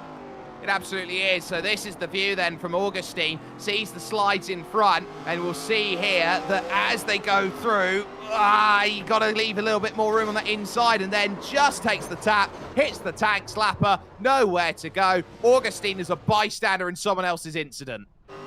Just like that, it can get collected up, and I think the name that's surprising me, not this car that is 14 seconds out front, it's our 4th place runner, Jake King, in this red number 52. Look, he's got the podium just in front of him. He absolutely does, and he is flying, but there is Jake King, of course, in that 4th position. He wants to make moves, but there are drivers behind who are profiteering off of everyone else's mistakes. All of that has put Michael Janney in the points now, so he's now looking at Rice Puto for position. Razzo just losing one out to Trupiano there just behind. Trupiano making good moves now. He's up to 6th. Trupiano hanging on right now. We were talking about the cork in the bottle. Well, it seems like this black number 97 is the new cork in the bottle. He's got Razzo, Vielma. Oh, and penalties, like you're saying, Jake. Yeah, Michael Polasek, Aiden Young. I believe Odell's got a penalty at some point as well. Yes, Michael Odell does have the black flag shown. Remember, every 20 incident points, you're going to pick one up. And they've only picked them up in 80 minutes. So that's over an instant point a minute. You know, it's not short course off-road racing, but it's pretty close.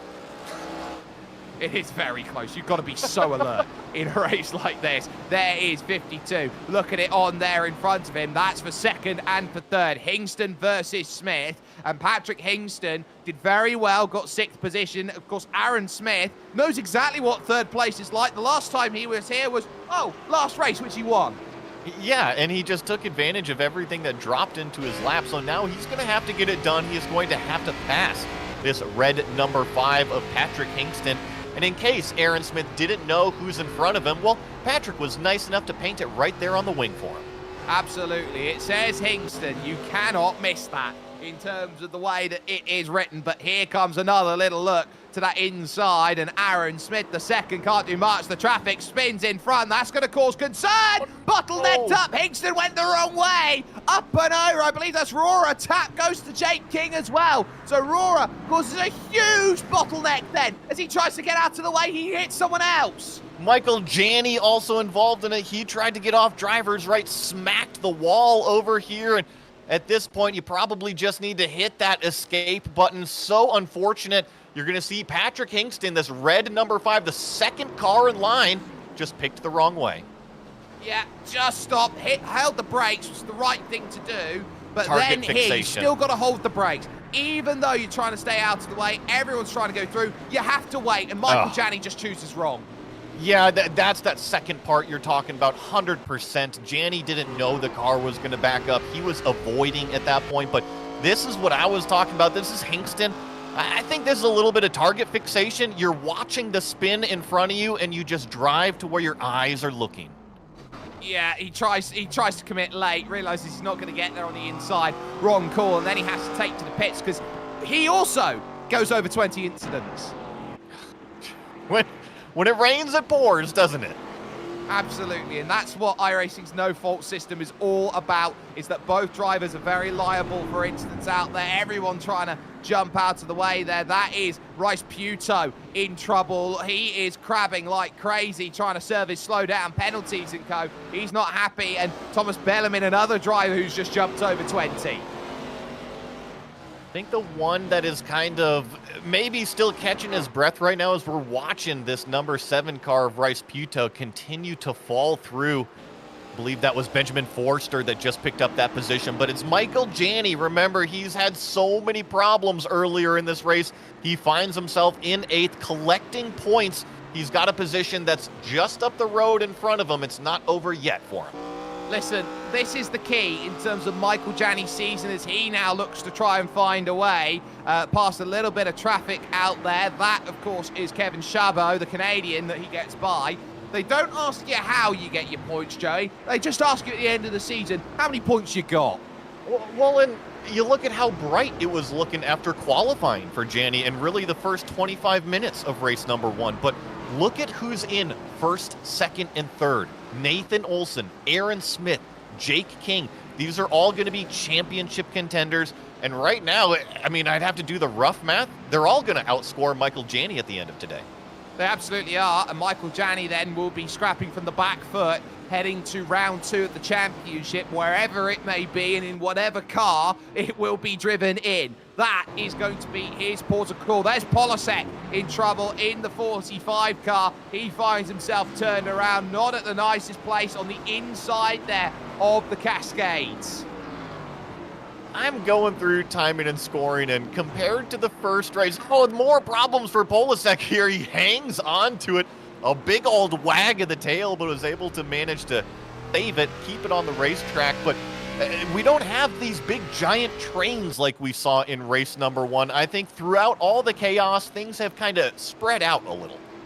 Yeah, there is a lot more, I would say, diversity of space in this race, and it's shown with 7.5 minutes and under left to go. The 64 machine looking for a move. That is Ethan Oring with Alejandro Razzo at this moment up the hill. Now, this group might get a little bit more chaotic as it goes through, because Ratzo and Oring will see Vielma, and we'll also see Michael Janney there. Those two drivers, I think, especially Michael Janney would absolutely love it if he could get past those three drivers by the end of the race, get to P5, cut his losses and say, I did everything I could with the hand that was dealt to me. It's going to be pretty tough. I'm looking at the lap times, 43.1 from this number 92 car that we're riding on board with right now. So if you want to get up to 5th, it is about 3.5 seconds up the road, and Ratzo's lap time was a 43.4. So not that much of a delta difference between these cars. I think Janney's going to have to get around Vielma and just hope for anything after that. Well, hope is a very, very strong racing initiative that we've seen out there, absolutely clattering over the curves, getting a wonderful run here up the hill. But does he slide a little bit, and how much is he walking wounded in this race? Remember, that car is not 100% at this moment in time, and I doubt there are many cars out there at this moment, as many Chevrolet Impalas, that are going to be fit and functional to drive out of here once this race is complete.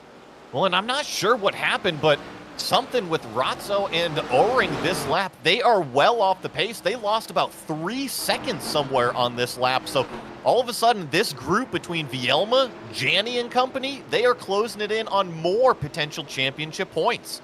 Well, it's Ratzo. It's Ratzo's mistake at Britain's. He overshot it and absolutely tried to keep the car on the island. And as such, it has completely chalked this group back up again here, Joey. It's all up for game now. So the bad penalty. day. Just Janney being gifted some more points here. I believe this is Ratzo having to come in, serve that penalty, so move Janney up into the 7th place position. And he's also going to take away it from Vielma, now up into 6th. He's done it around the outside of turn 1, nevertheless. That is absolutely incredible in terms of the move there from Michael Janney. So he threw caution to the wind, and Alexandro Vielma had nothing for it. So a magical, magical move, which we'll see here with the GSRC replay. You see Janney in the white and turquoise car. He's on the outside of Vielma in turn 1 here, just sticks it around. You can use a little bit of that grass on the exit, which he does appropriately, puts the power down and claims the position. Look, one of the keys there around that section of road is that there is a bit of that Astro-style runoff that you get at that opening section. While it is grass, you do have that extra bit of protection that's there, which allows you to drive on that a little bit more, that little bit of rubber. That gives you a little bit more extra, and that is crucial. There is your race leader with 4 minutes and 20 seconds left in this race. Nathan Olson, he can stop for a picnic if he wants to and still win this race. You want to know how dominant this car has been here today. Not only is he driven out to 16 seconds out front, he is also the only car to turn a 1 minute 39 second lap time out of all of the 28 competitors. Oh, you think that he will know where to slow down, but you also get this understanding with drivers, Joey, that if you do anything less than 100%, you'll spin it. You don't talk to him. You don't tell him anything. Just keep telling him, do laps, do what you're doing. Don't change anything. Absolutely not. You do not want to change. You do not want to let anything fall the wrong side of it. We've still got great battling going on as Zachary Mertis has actually got himself in a great scrap for some of the minor points here out there. Look at it. There's 5 of them all there. Vielma, Forster's there. Hingston's trying to recover back. If Hingston can somehow manage 7th position in this race with a penalty to boot as well, my word, what a recovery that is. That would be a great drive from Hingston as you watch Vielma just try to reel back in Mertis right in front of him. And I want to give credit to Vielma here. We've called him the cork in the bottle several times, but he has driven a tremendous race, one without many mistakes at all. He's kept it on the track. He has done his pace out there. And right now, it's good enough for 8th place. You look at his fastest lap time, it should be all the way down there outside the top 15. So a fantastic job from Vielma. Exactly, and that's the key. If he can come out of today with a top 10 finish in this second race, he will be over the moon with that performance, and he has driven wonderfully. Red 5 there will certainly try and find a way through. Patrick Hingston is searching for it, and you've got Benjamin Forster, who is looking for points as well. Now, he finished 11th in the opening race. He's currently classified in this one down in 10th, so very consistent. He'll be about on 8 or 9 points. And you see the 28 car really squirm around, searching for that traction, trying to save all of those points that you were talking about. That red number 5 of Hingston, all in the mirror. The black 123 of Forster, also in it. They all squirm for traction. They're all looking for somewhere to put down the ultimate power of that engine wide through turn 1. Here goes the chance then, and it's not going to be for Forster. Now they're going to battle here, mirror to mirror, down the hill through towards the Cascades. Beautifully done. Patrick Hingston finds himself the move that puts him up into 8th place with that pass. While that's all happening, Janny's got his eyes set on 5th here. He's catching Ethan Oring. Yeah, he is in the mood to try to take away another position, but I love what I'm seeing out of Vielma. Hingston made that fantastic move, but guess what? Vielma didn't go in with his hair on fire in the next lap or the next corner. Just great respect out of that number 28 car. I really enjoy what I'm seeing. I'm enjoying everything that I'm seeing in this race. This has been crazy, but it also has felt like a race that, although it's 30 minutes, has also felt like it's gone 30 hours, and there's still so much more left to go through. Janny is wringing the neck out of it, but there is the white flag lap starting for Nathan Oulton. He's been a class of his own this week when it's come to racing here at Oulton Park. You were saying 30 hours. Could you imagine 30 hours inside of one of these cars, Jake? I can. Can you? It would be something else to witness, but I think, really, you look at the big picture of today, Nathan Oulton came in here. We didn't even talk about him in qualifying, and he has stolen away the show in both of these races. He has said that it's his agenda and he will follow it. As he runs through the Shell Oils corner, he has Michael Polasek there just behind, a driver who many would think after his 5th place in qualifying that he would be one of the drivers that you would circle up to say, I want to be a favourite for this championship. He has been put a lap down in this race, and that is a huge statement from Nathan Oulton and what he wants to do today and what he wants to do over the course of this season. This PT Autosport eSeries has a brand new star, and he is writing his name in light as he passes Knickerbrook Corner and rushes up the Clay Hill, looking for the final couple corners on what has been a sensational hours cumulative worth of racing. At Druids, Nathan Oulton has proven that he knows how to overtake his way through the field. He will know that he will have 4 more races over the course of this season, and as the premier overtaking king, as he goes through, Nathan Oulton will smile through the lodge, will take a massive jump over the deer leap, and will win on this incredible night, day, every part of racing he can possibly imagine. He has dominated. Well, second in race number 1, winning race number 2. Just flip-flop them because the yellow number 70 of Aaron Smith is going to cross the line in 2nd place position. So a tremendous points battle already shaping up. Jake King, who had the worst imaginable start, still winds up on the podium. And Joey, here's the thing to remember. Aaron Smith qualified his car in 4th position. Yep. He walks out number 70 without the plaudits but the championship lead. Oh, I mean, huge day to fall back on those qualifying points, plus a double podium effort, really pulling away from anybody else. It's got to feel good. It's got to feel incredible. Some brilliant drives then heading towards the end. That's going to be as close could be there between Michael O'Dell and Alejandro Razzo. There, Razzo, I think, just getting that one over the line. But the last of the drivers, Henry and Young, are looking to make their progress through as well. And they will be the final drivers who are looking for their finish here today. There's your race winner. That, of course, is going to be Nathan Oulton. We're going to step aside for just one moment here with the Global Sim Racing Channel. When we come back, post-race fallout will be with you after this.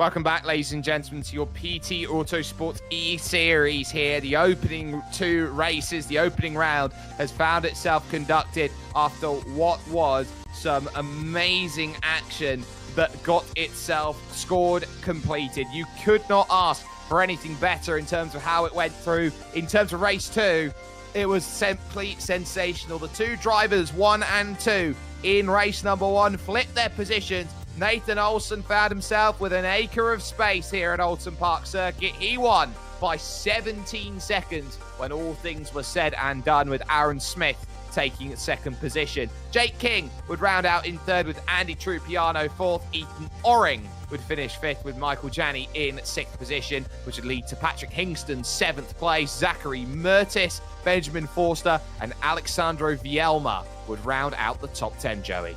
Yeah, and then you have Nicholas Resputo in 11th place, Trey Drawhorn finishing in 12th, Alejandro Razzo in 13th, Cam Jordan, your final points finisher, in 14th place.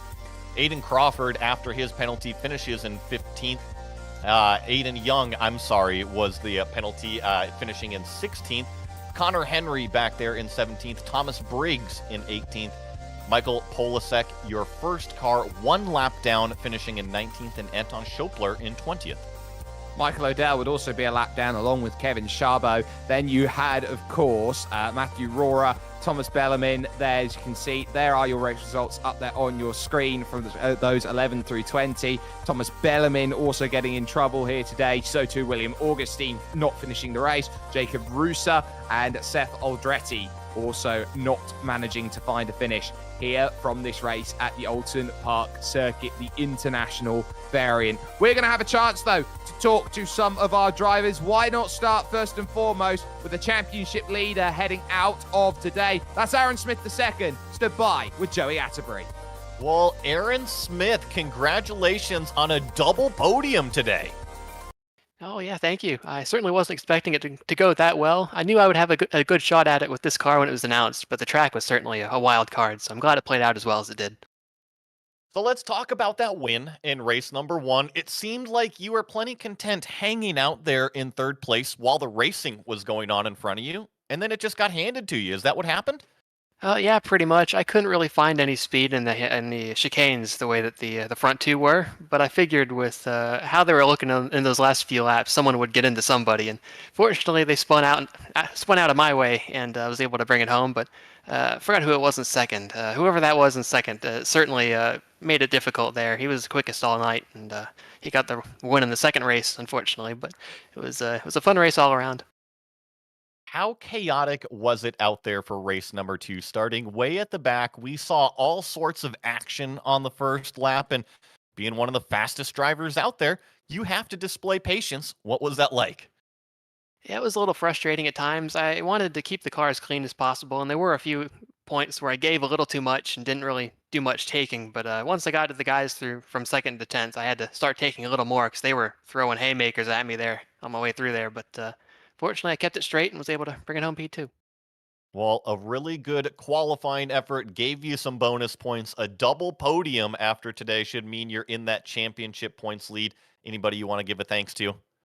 Yeah, I'd like to thank all the folks at the Global Sim Racing Channel for putting this broadcast up, all the folks at PT Autosport for putting this league up. I'm looking forward to seeing what combo we run next week. Well, that was the driver of the number 70, Aaron Smith II, coming home with a double podium and bonus points from qualifying today. Yeah, you can't really ask for much better of a performance for him. The counterpart to him in terms of today's racing was Nathan Oulton, who's stood by with me right now. Nathan, you walked into today a qualifying effort of 12th position, absolutely as quiet as can be, under the radar. In the space of an hour and about 15 minutes, you have simply turned the PT Autosport eSeries on its head. What incredible driving from you. Talk us through your 2 races. Thank you. Yeah, I mean the qualifying, I messed up. I was like the first 2 laps, I was already down like 7/10. So I was just like, okay, I'll keep it clean, no off tracks, just to get a position. And I don't really know what to expect because obviously these cars no one races these cars, no one races a car on the track, that sort of thing. So I just kind of going into it with an open head, right? And throughout the first race, I found that people were braking a little early. I felt like I could outbrake people, so I started to pass people. And I also thought that me starting 12th in the first race helped me with the second race. Once I got to second, with the help of some crashes and that sort of thing, I felt comfortable with the car. And then with the second race, there was a whole lot of crashes. So I was like in 9th place or something by the end of the first lap. And it just went well for me, I guess. I just kind of stayed out of trouble. I did accidentally, I will have to say sorry to Jake. I did hit him in the rear on the start finish straight. So that's the only thing, but I just felt comfortable with the car and things just worked my way. Things certainly did work your way. You managed to pull out a gap of 17 seconds, all things considered, in that second race. When you have the ability to jump through the carnage of that race too and trying to get yourself out of trouble and try and really drive through the pack, is it for you just a case of keeping it on the track and just hope that you don't find yourself caught up in someone else's issues? Or for you, is it a case of just trying to find that gap and sneak a way through? Is it a case of you being proactive or reactive when it comes to the scenario of the reverse grid? I think it's reactive. You don't know what to expect with the reverse grid because you obviously have the fastest guys in the rear and the slowest guys in the front. So you don't know how they're going to react to each other. So I was just whatever was in front of me is what I reacted to. I wasn't expecting anything on the second race. But once I got by everyone, I just kind of got into a flow, and there were still some fast guys passing people, so I got a good gap from them. But yeah, it really worked out because like I was just driving my line, driving my race, and then I would happen to catch up to people, and then I would be faster than them. I could pass them, or they would spin out. There's a lot of luck that went into that last race, but I'm glad that it happened. In terms of what you're trying to get out of this series, everyone's trying to win this one, of course, book their place in the PC Autosport Aspiring Driver Shootout.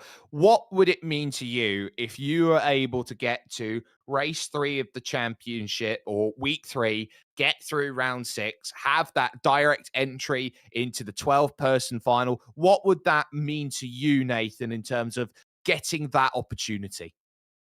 It would be just about the best opportunity I could ever get, right? Because the amount of money that you get from the Autosport and then the connections and that sort of thing, the PT Autosport Aspiring Driver Series, it's really like what everyone dreams of having the ability to do.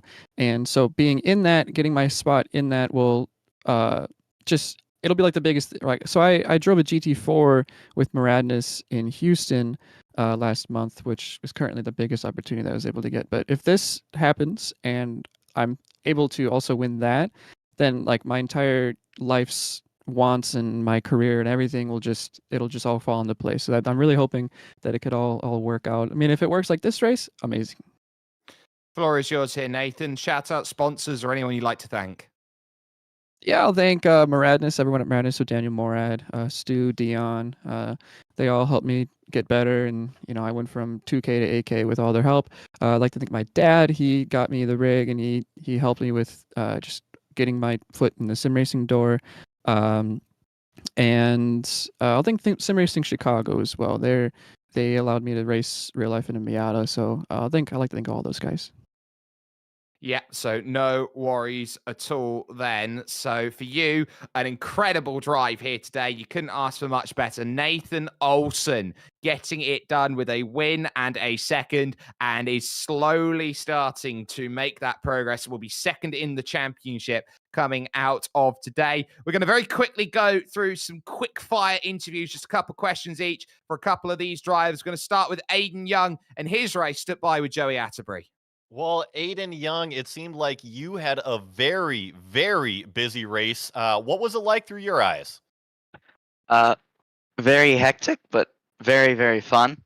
I think I misjudged a couple moves on some people, which resulted in me kind of finishing a little farther behind than what I would have wanted, but I still had fun working my way through the field and getting actually up to P2 at one point. So I can just take the highs from this race, go on to round 2, and hopefully do a bit better. Well, speaking of taking what you can away from this race, it was very chaotic. When you look forward to the next rounds in the championship, what are you going to go in and focus on? Probably get my pace up a little bit more and trying to balance like my mental state when I'm racing, so I can stay more focused than talkative, because I tend to get a little talkative sometimes, and it doesn't pay off. Sometimes it is always about blocking everything out that's in your peripherals and really focusing on just the racing itself. And before I let you go, anybody you want to give a shout out to? Yeah, my dad for spotting me, and then my team for watching, cheer me on, and then my friends for also watching, but then kind of helping me with some of the prep, even though we didn't know what the car was going to be. Well, that was Aiden Young coming home 16th today in race number 2. Yeah, one of the drivers who maybe found himself on the wrong side of Lady Luck. Zach Mertis is the next driver who joins us here, having a very nice run there in race number 2. From race 1, it was 10th to 17th, Zach, but then over from 17th back up to recover then to 8th place. You can't really ask for too much of a week that you've had here at Oulton Park, especially with how crazy that race 2 was.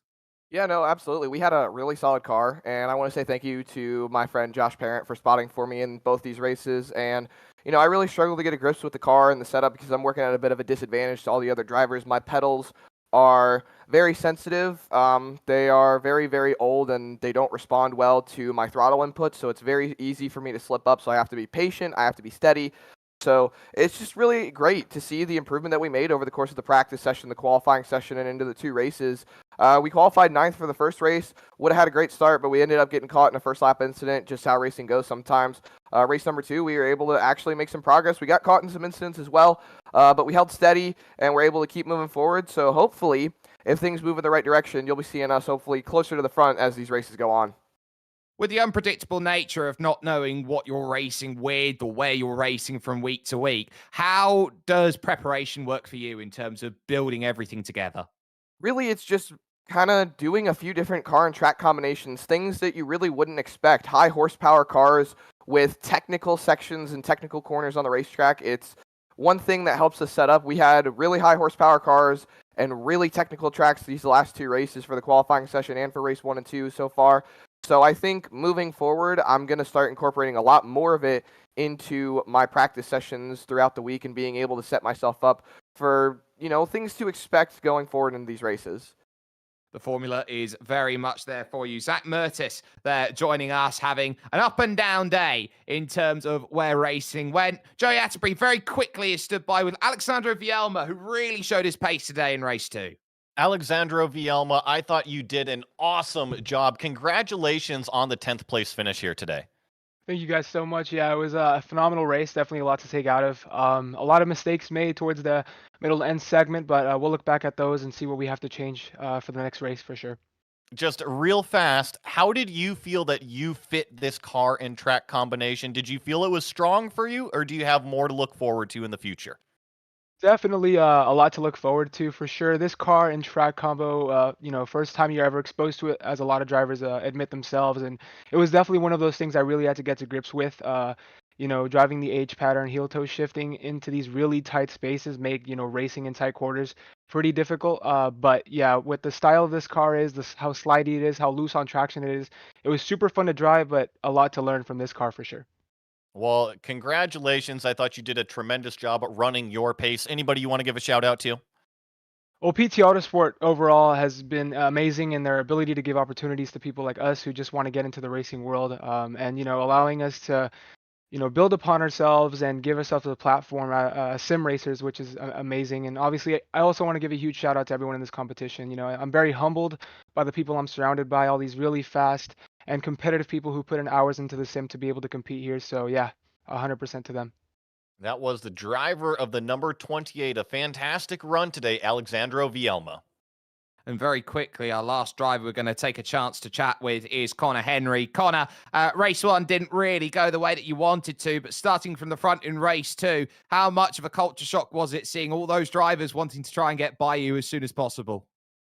It was very nerve-wracking, I guess, because I wasn't really adapting well to this situation with this stock car here at the track, and so it just kind of made it difficult for me because I knew that they were faster and wanted to get by. So I tried to let a few guys go by who I knew were faster, but then I just couldn't really adapt. So that was on me, but yeah. Well, in terms of what you want then, in terms of recovering up through, gaining as many points as you can, what is your ideal car track combo? I like GT3 cars, and I'm really good at Virginia and Daytona and Road Atlanta. So I guess tracks kind of like that where there's long straights that you have a lot of speed, and you got to build up to get to that part of the out of the corner and get that speed out there. Well, we hope that the lottery works for you in terms of that sense. Connor Henry there joining us, not having the day that he would necessarily desire out of the work that has been done for him today through round 1 and races 1 and 2.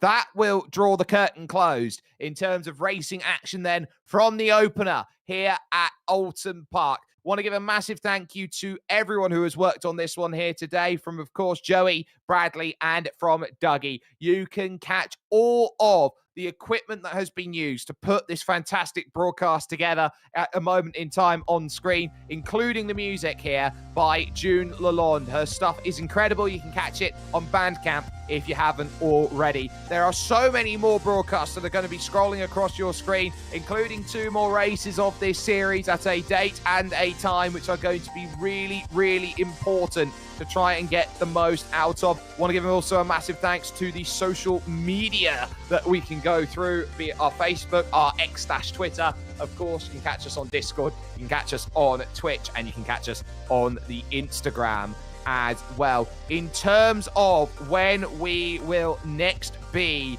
looking around to race, that will be December 9th, which will be 1 week from today. That will be the crucial port of call that everyone will be sat in, trying to get as much as they can out of. And it will be, quite simply put, all about who can adapt the best. Who is going to stand on top when it comes to the racing action? That is going to be what everyone's going to be looking for. But until next time, race clean, race hard, and we'll see you at a track to be determined.